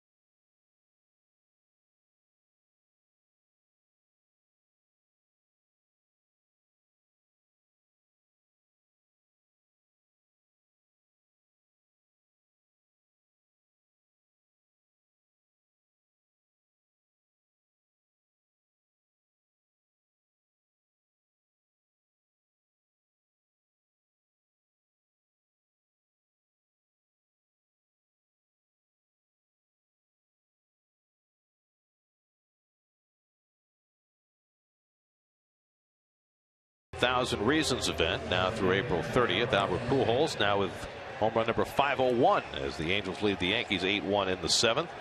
Justin Upton a 3-run homer. Braves are up 5-2 on the Reds. That's now 5-3 in the 7th. And another pitcher goes down with Tommy John surgery. A's had Jared Parker go down earlier. Now A.J. Griffin. No one's been bit by the injury bug more than the Oakland Athletics. And yet they're 14-8. Giancarlo Stanton leads off in the 8th inning. Stanton 1 for 3 on the night. That was against Zach Wheeler. Now facing Gonzalez Herman, who worked a 1-2-3-7. And he popped it up into foul territory. Darno coming back for a look, but that'll go out of play. Also in our Around the Majors, 4 RBIs for Bryce Harper tonight as the Nats lead the Padres 6-0 in the 5th with Steven Strasburg on the mound. They've been battling through some rain in the mid-Atlantic states. 1-1. And Stanton has to move his feet. Never a bad idea. Just see Herman with the quick pitch. Something left over from LaTroy Hawkins. Casey McGee on deck, and then Jared Saltalamacchia for the Marlins in the 8th. Stanton swinging at the changeup. 2-2. Boy, that's a good changeup. The quick pitch is when you don't come to a full rest. You just kind of go. 2-2 coming. Stanton fouls back the fastball.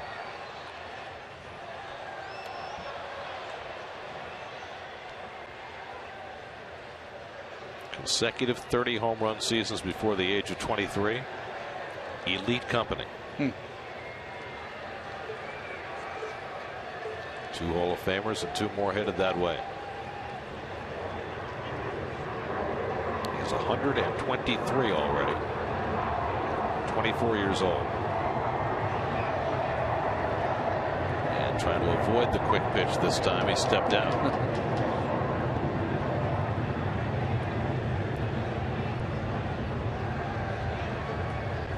2-2 from Herman. Struck him out. Gonzalez Herman fans Giancarlo Stanton. A big out to start the 8th. The key, if you're going to throw a changeup to Stanton, of course, you've got to keep it down, and he did that entire at bat. Beautifully placed by Herman.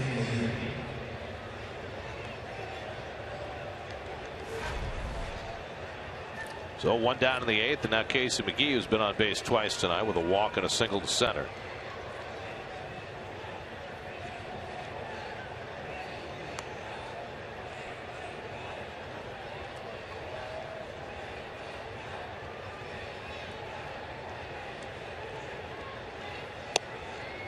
McGee lays off, takes a strike.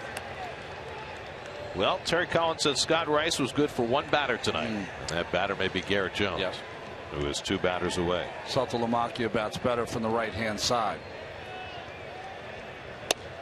Check swing. He went around on the changeup, and it's 0-2. With Herman. That's a slider. Yeah, showing a little bit of everything, Gary. Perfect little slider in that outside corner. It's become a better weapon for him this year. Carter Capps up in the Marlins bullpen. 0-2 and a check swing. Strike 3 call. McGee walks away questioning whether that was a swing or it was over the plate, and Andy Fletcher says it was a call, 3rd strike. Yeah, it's right there. It's the same slider he just threw. Catches a lot of the plate. Totally fooling McGee. So a swing and a called strike. Both. Strike 4. So back-to-back strikeouts for Herman to start the 8th, and now Saltalamacchia, who's 0 for 3 and has struck out twice. Saltalamacchia has been doing a lot of swinging and missing this year. He's failed to make contact coming into tonight on 41% of his swings, the highest rate in the major leagues. Let's put the shift on against Saltalamacchia, and he goes flailing at the changeup, and it's 1-1.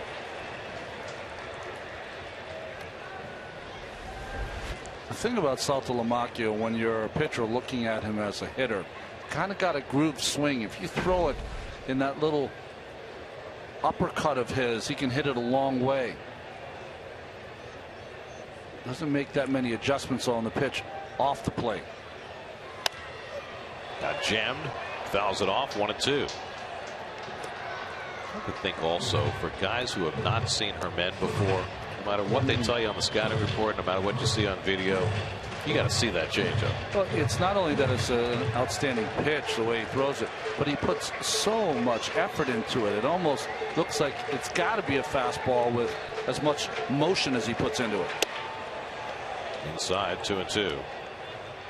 Well, this is probably Herman's last batter. If Jones comes to bat in this inning, we'll probably see Scott Rice. So far, Herman has faced 5 and retired them all. Back-to-back strikeouts to start the 8th.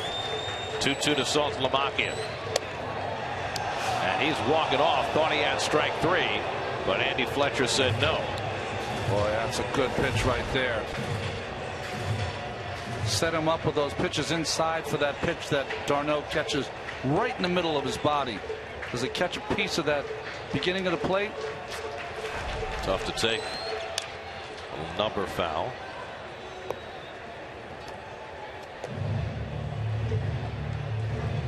That's been playing with very little margin for error. 2-1, 3-1, 3-2 every day. Full count to Saltalamacchia. In the air, well to left center. Back goes Chris Young to the track, looking up, and it's out of here. Saltalamacchia ties the game with an opposite field home run. His 3rd home run of the season, and the game is tied at 2.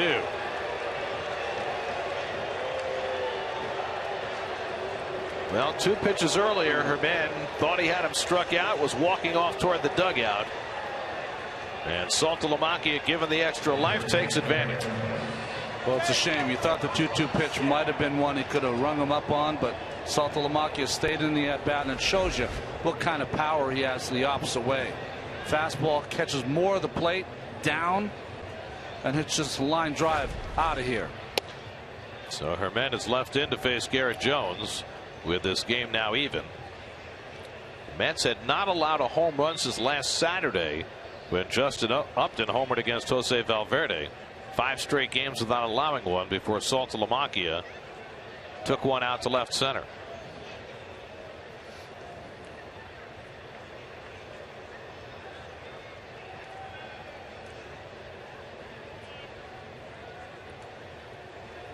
Jones is 1 for 3 tonight and takes a strike.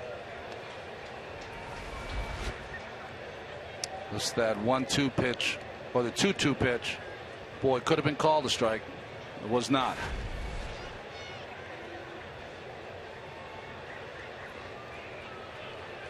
1-1 to Garrett Jones. And the changeup away, 2-1. Herman got through the 7th inning, throwing just 8 pitches. He's thrown 20 already here in the 8th.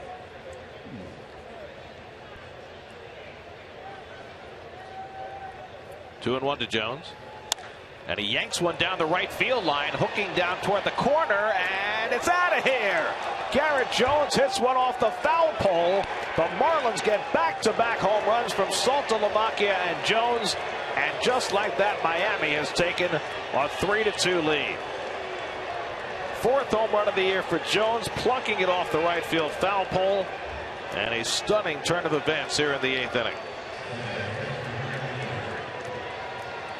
Well, we talked about all or nothing by the Miami Marlins. 12 strikeouts in the game today, but back-to-back home runs changes the outcome. Not the outcome, but where you're at here in this ball game. Changeup out in front, but so strong.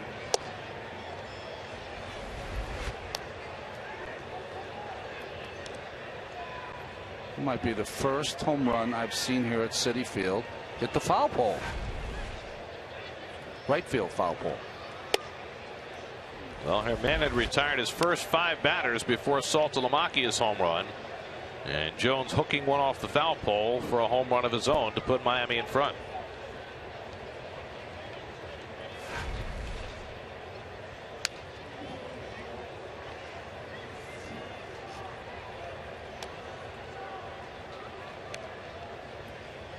So now we'll see if Mike Redmond changes his game plan. He had Carter Capps up to pitch the bottom of the 8th, but now it's A.J. Ramos getting up. He's been the setup guy for Steve Cishek, and Ramos getting ready in a hurry. 2-2 now to Dietrich. Well, we saw Ramos last year in his rookie year. He is a 4-pitch pitcher and outstanding. Well, we talked about the Mets playing with a small margin for error, and when you do, every once in a while it gets turned around on you.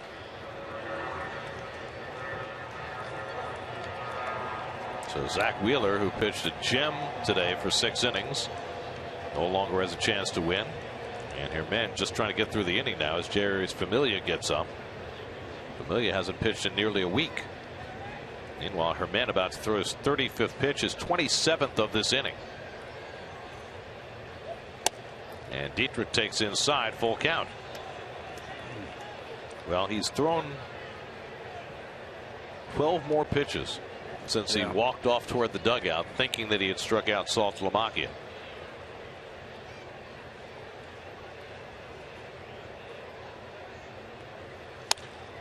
And from a pitcher's mentality standpoint, getting yourself back in the game with 1 foot in the dugout. Well, I think what happens, Gary, is that you spend the entire at bat setting up a hitter for a certain pitch, and then when you think you've made it and it's not called, there's just a general letdown that happens, and sometimes it results in what's happened here for Herman. He strikes out Dietrich with a changeup. 3 strikeouts in the inning, but in between, back-to-back home runs for the Miami Marlins put the Mets behind. Saltalamacchia with his 3rd of the year going the other way. Jones finds the foul pole for his 4th, and the Marlins lead 3-2 going to the bottom of the 8th.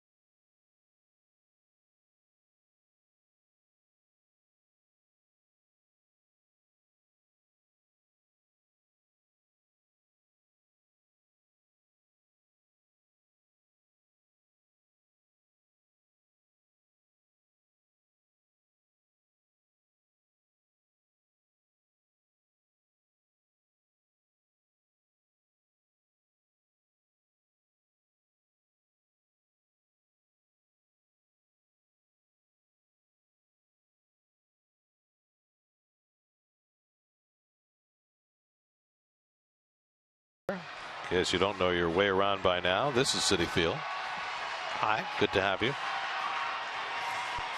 That's the noise meter going out in center field. Needed to play a little bigger that last inning. A.J. Ramos comes on to pitch the 8th inning for Miami. Well, you see his numbers off the charts. 12 strikeouts in 9 1/3. Does 7 walks, though, so he can be wild. He's only given up 1 earned run here in over 6 innings of work. That's of the heart of the batting order up in the home 8th. And David Wright takes the curveball outside for ball 1. Wright has swung the bat well tonight, 2 for 3, and the one time he was retired, he hit one halfway back on the warning track in right field that Giancarlo Stanton made a terrific catch on. So David's 2 for 3 on the night. Murphy and Chris Young to follow, and he chases the fastball away that time, 1-1.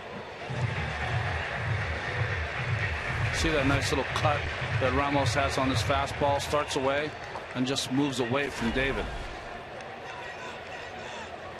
Mets have had very little luck against A.J. Ramos. In fact, there's only one player on the Mets roster right now who's ever had a hit against him.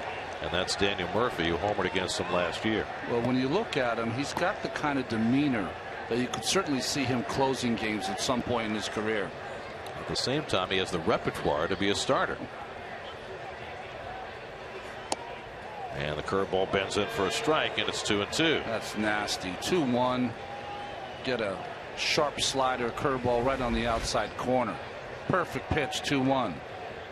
Not supposed to be that good. Now it's 2-2 to David. And he goes down swinging on the fastball. And Ramos has the first down in the home 8th. What Ramos does is he gets you thinking slider, and then when he gets ahead of you, just throws that fastball right by you. So now Murphy, who drove in a run with an opposite field double in the 3rd. He's also lined out and flied out, 1 for 3. The Marlins 3 runs and 6 hits. The Mets 2 runs and 6 hits as Kyle Farnsworth gets up in the Mets bullpen. And Murph takes a strike. Well, Henderson Alvarez now off the hook. Dan Jennings, who worked a 1-2-3 7th, is pitcher of record on the long side. After back-to-back homers from Salto, Milwaukee, and Jones put Miami in front. A weak ground ball for Dietrich. And he throws out Murphy 2 away.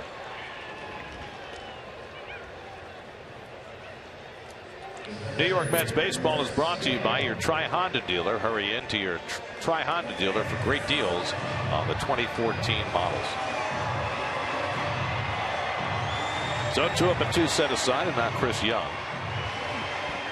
Chris is 0 for 3 tonight, a strikeout and 2 ground balls. Ramos is a little different breed of relief pitching. We see a lot of relievers come in, take their time between pitches. He works very quickly. And Chris takes a hack. Jerry's Familia up alongside Farnsworth. Probably Farnsworth if the Mets tie it. Familia if they do not. 27-year-old A.J. Ramos out of Texas Tech in Lubbock. And Young chases the slider. 0-2. Little Texas matchup here. Lubbock against Houston. In fact, A.J. was born and raised in Lubbock.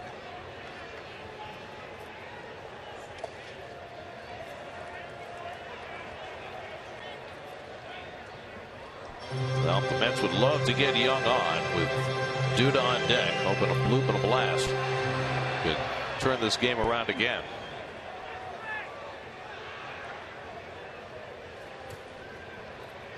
One, 2.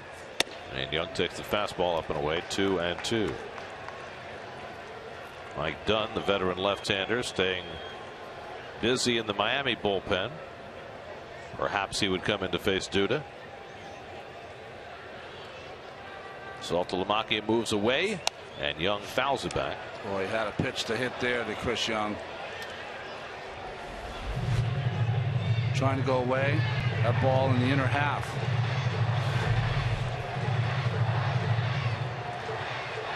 Gonzalez here, man, hoping the Mets can pick him up.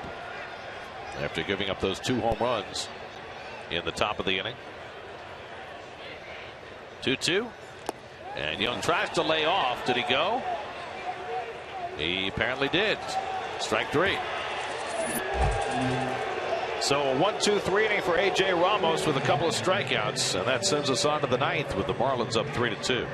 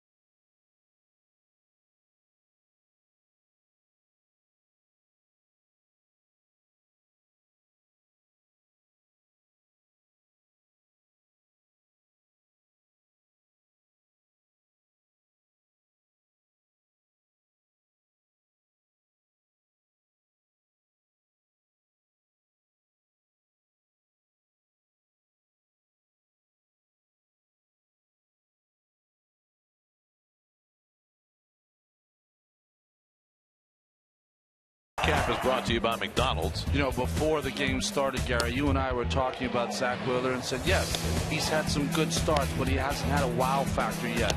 Well, I'll say he had a wow factor tonight. 10 punch-outs, but even more importantly, with the game on the line, 2 or 3 different times, he was able to come up with those big pitches and strikeouts to keep the game in the Mets' favor, despite these late home runs. Jerry's Familia, who has been an unfamiliar figure lately. 6 days he's gone without pitching. In fact, Terry Collins, in his meeting that he has with the media, said that I've got to find an inning for him here or there. This is one of them. It's not the way he wanted to find the inning. That fan, a little disheartened. It's always the bottom of the 9th. Stick it out. And Danny Echeverria leads off in the top of the 9th. Echeverria 0 for 3. He was Zach Wheeler's 10th and final strikeout victim in the 6th inning. Well, the Mets have now allowed at least back-to-back home runs 3 times this year. Bartolo Colon famously gave up 3 in a row in Anaheim. Valverde gave up 2 in a row to Aaron Hill and Paul Goldschmidt in Arizona, and now the most game-breaking of the back-to-backs come against Gonzalez Herman from Saltalamacchia and Garrett Jones. Lined, Murphy has it go off his glove, and Echeverria is aboard. Looks like Murph moved a little too far for that ball before he reached back to try and snag it.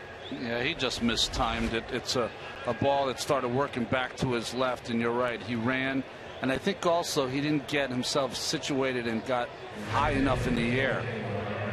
So Echeverria has a base hit, his first of the night. And now Greg Dobbs will be the pinch hitter. Dobbs, who crushed the Mets last year, will be the pinch hitter for the pitcher. And Steve Cishek, who has converted 33 save opportunities in a row, is getting ready in the Marlins bullpen. Well, you would say to yourself, this would be a good time to hit and run, but I don't think you can against Familia because of his control issues. Even control throwing to first base can be an issue. Dobbs is such a good pinch hitter that you'd hate to waste him in a sacrifice situation also.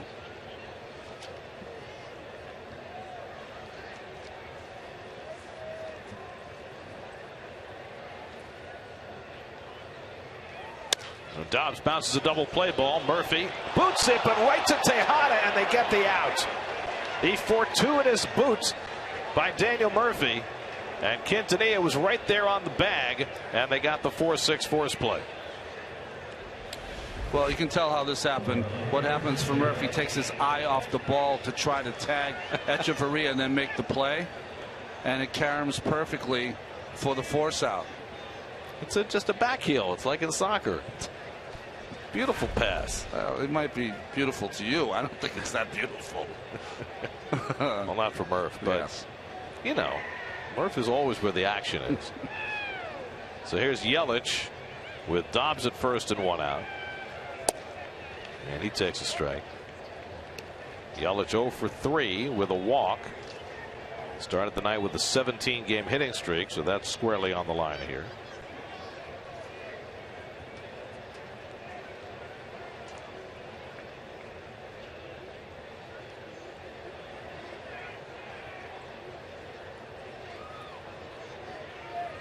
And he hits a double play ball. Murphy has it roll up his arm. And Quintanilla still turns the double play. 4-6-3, sign retired. Rough inning for Murph. One off his glove, one off his foot, and one that rolls up his arm. But all's well that ends well. Mets down by a run going to the bottom of the ninth.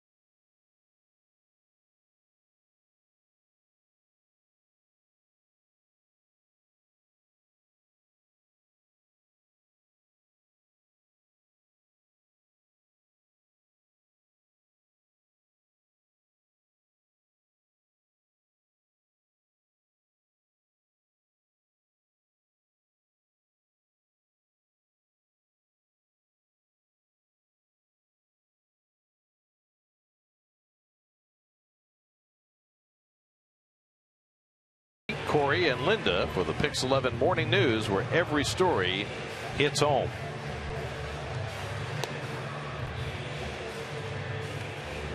Steve Cishek, pride of Massachusetts, Falmouth, Mass. But you were talking about before that he had 33 straight save opportunities, 33 for 33, but he's always had a tough time against the Mets. A couple of losses last season, and you see his career numbers. Have to be the worst against any team in baseball is against the Mets. I think his last blown save was against the Mets last June, before he started this string of 33 straight save opportunities converted. Mets will have Duda, Darno, and the pitcher's spot due up. So that means at least 2 of the 3 hitters that Cishek will face will be left-hand batters. And of course, like every sidearmer, he's going to be more effective against the right-hand hitters than he is against the left. Duda tonight 0 for 3, just 5 for his last 31, but he is 3 for 7 in his career against Steve Cishek. And talking to Cishek, of course, his Achilles heel is the left-handed hitters. He said, though, he has been pounding them inside with more sliders this year than in past years. That's down a run as Duda leads off the bottom of the ninth. And Lucas flies one to shallow left center. It may fall in. On comes Yelich. It's a base hit. Duda with a bloop single, and the Mets are alive in the bottom of the ninth.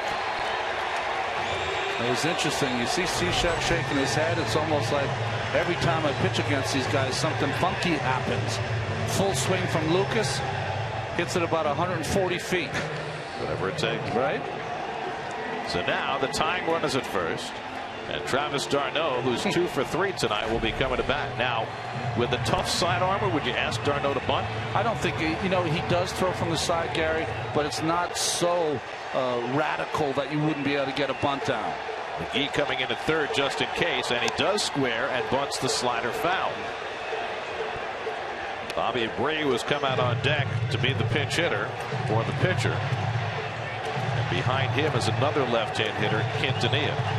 Problem for d'Arnaud is that when he comes from the side, throws that slider, you got to stay with it. It keeps moving away from you. Tying run at first and nobody out. And Travis bunts it. Fair ball. Saltalamacchia will go to first with it. The sacrifice.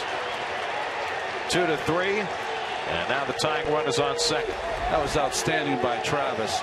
He stays with it. That slider gets it down right in front of the plate. Saltalamacchia looked like he might have had a shot at Duda at second base, but opted for the safe out.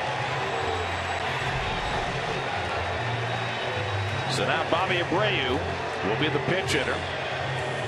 Abreu made his Mets debut earlier this week. Got his first start yesterday. Had a double in 3 at-bats. The 40-year-old Abreu bats with the tying run at second and 1 out.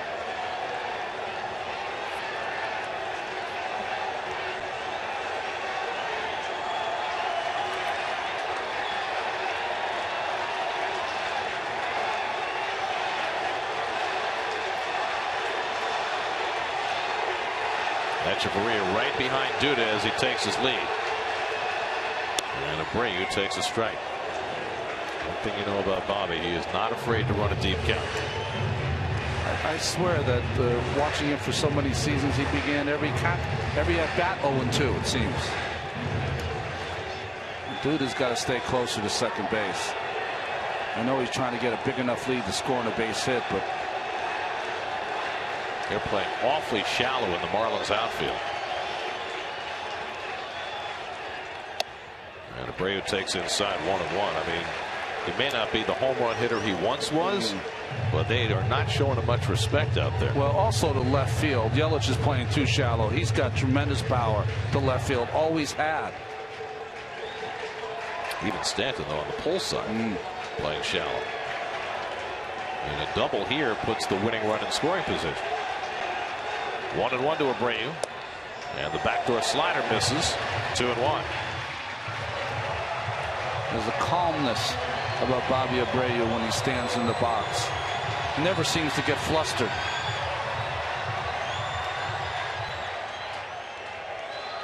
Kyle Farnsworth getting ready in case there's a 10th inning.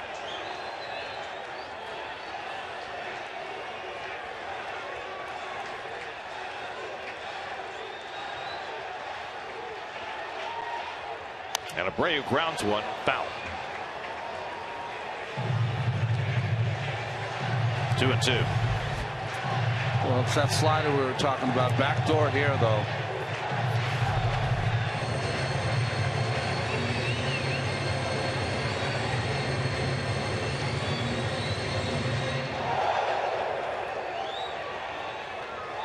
.438 hits, 287 home runs.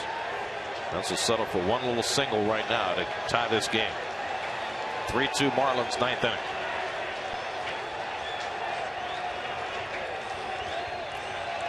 Two from Cishek.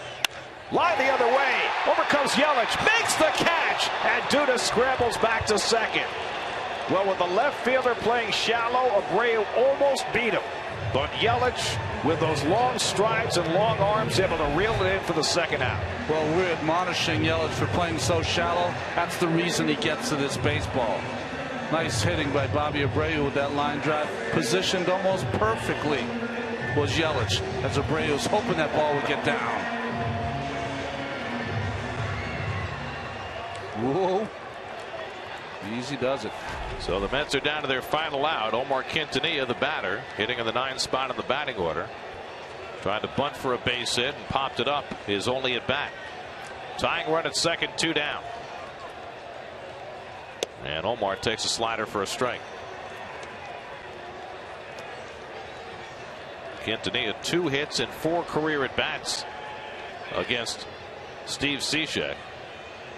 And looking for another.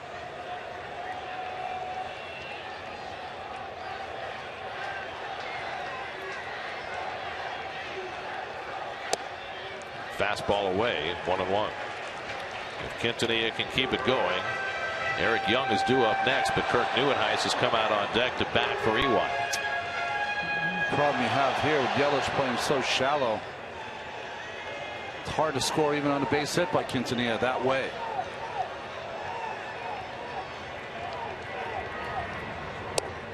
The backdoor slider misses, 2-1. Well, the thing about Omar, you throw him a slider, he'll pull it over the first base bag. That's almost like he's hitting it against the defense.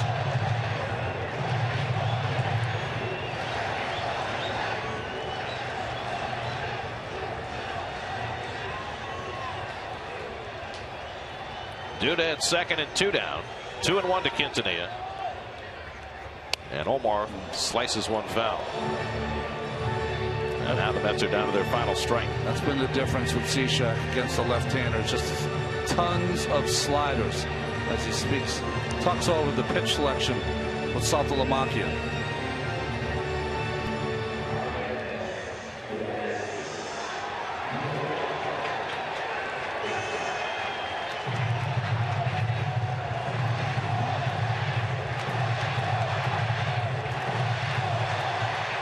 Duda led off the inning with a base hit. Got to second on a sacrifice. Now there with 2 out. 2-2 from Cishek. Just missed. And a full count to Quintanilla. And fastball just running away off the plate. Probably setting up the 3-2 slider. Starts it on the corner, but it runs off. A walk to Quintanilla would put the winning run on base and bring Neuenhuis up.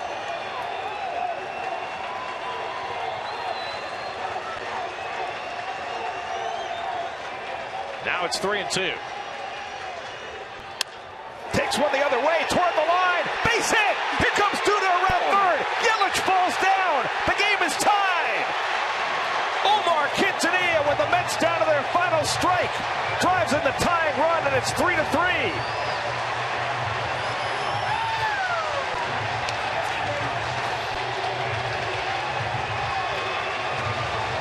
Well, beautiful start by Duda with the base hit. Quintanilla with a fighting at bat, staying into the 3-2 count, and somehow just lines this ball down the left field line on that 3-2 slider from Cishek.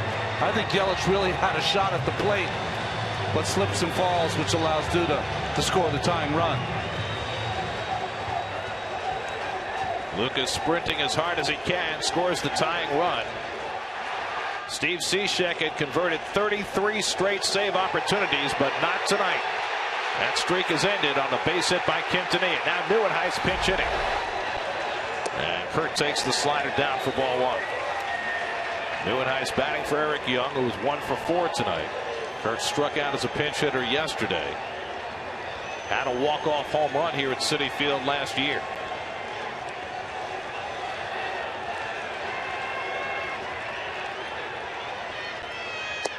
And another slider misses, 2-0. If Neuenhuis gets on, Curtis Granderson would be next. And Granderson's had some good swings tonight.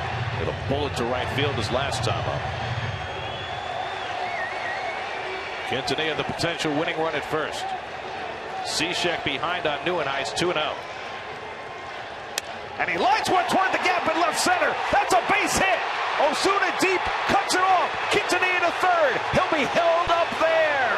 A double for Neuenhuis. Pushes the winning run to third base. Ozuna cut it off right at the edge of the warning track. And that caused Tim Tuffle to stop Quintanilla at third. Well, first, great hitting by Neuenhuis. Gets to that 2-0 count.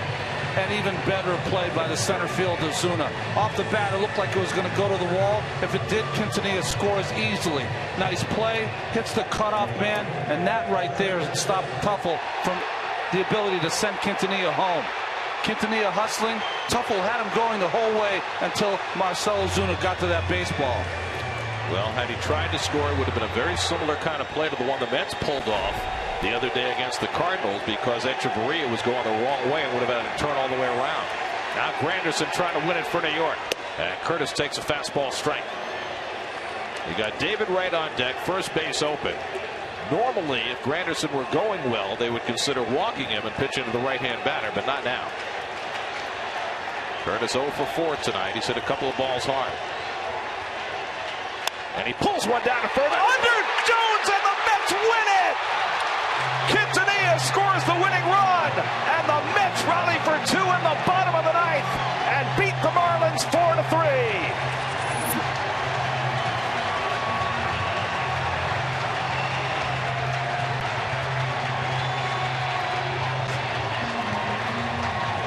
Curtis Granderson with his second walk-off RBI of the season.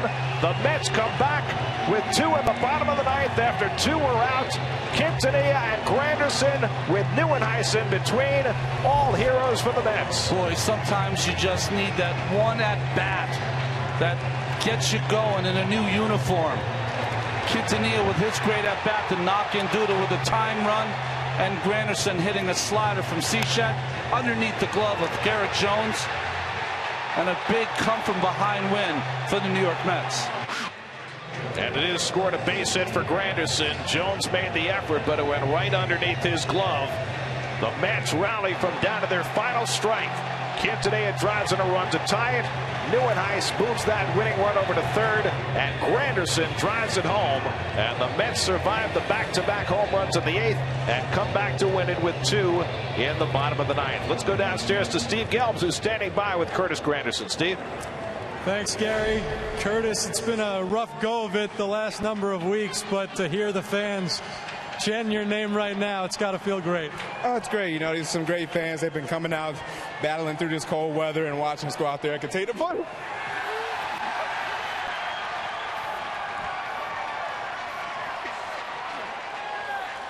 First pie is a Met. Now you're officially a Met. That's it. It's a good one, too. It actually tastes really good. So thank you for that one. And again, you know, thanks for the fan support, coming out, staying warm, coming out there doing that, and being loud, you know. You know, we talk about having an extra guy out there, and the fans are the 10th player on the team, helping us out, you know, both for our offense and our defense. Curtis, you've had a bunch of good at-bats here recently. Do you feel your swing starting to come back? Slowly but surely, you know, continue to work on some things, and obviously we're not there yet, but it's a long season. We're not even through April yet, and as long as we continue to get W's, that's the big concern right now. And we got another one that starts today. Now we got to look to try to come out tomorrow and see if we can win this series. Well, you did get another one to start today, and this is a team that seems to be finding new ways to win each and every night. A gritty bunch from what you've seen so far? Definitely. I saw that in spring training, you know, with the youth and the energy, and even the veteran guys. You know, everybody's out there scrapping, trying to find a way to be victorious any way we can. Curtis, congratulations. Thanks. No problem. Thank you. Gary, back to you. Curtis Granderson with his second walk-off RBI in a week. As the Mets rally for 2 in the bottom of the 9th, Jerry's Familia gets his first Major League win. The game summary brought to you by Nissan. Shop ChooseNissan.com today. Quintanilla with a big hit to tie it, and Granderson with the hit to win it. As the Mets come from behind, they move to 3 games over 500 as they beat the Marlins 4-3. And boy, does that pie taste good. More from Citi Field in just a moment.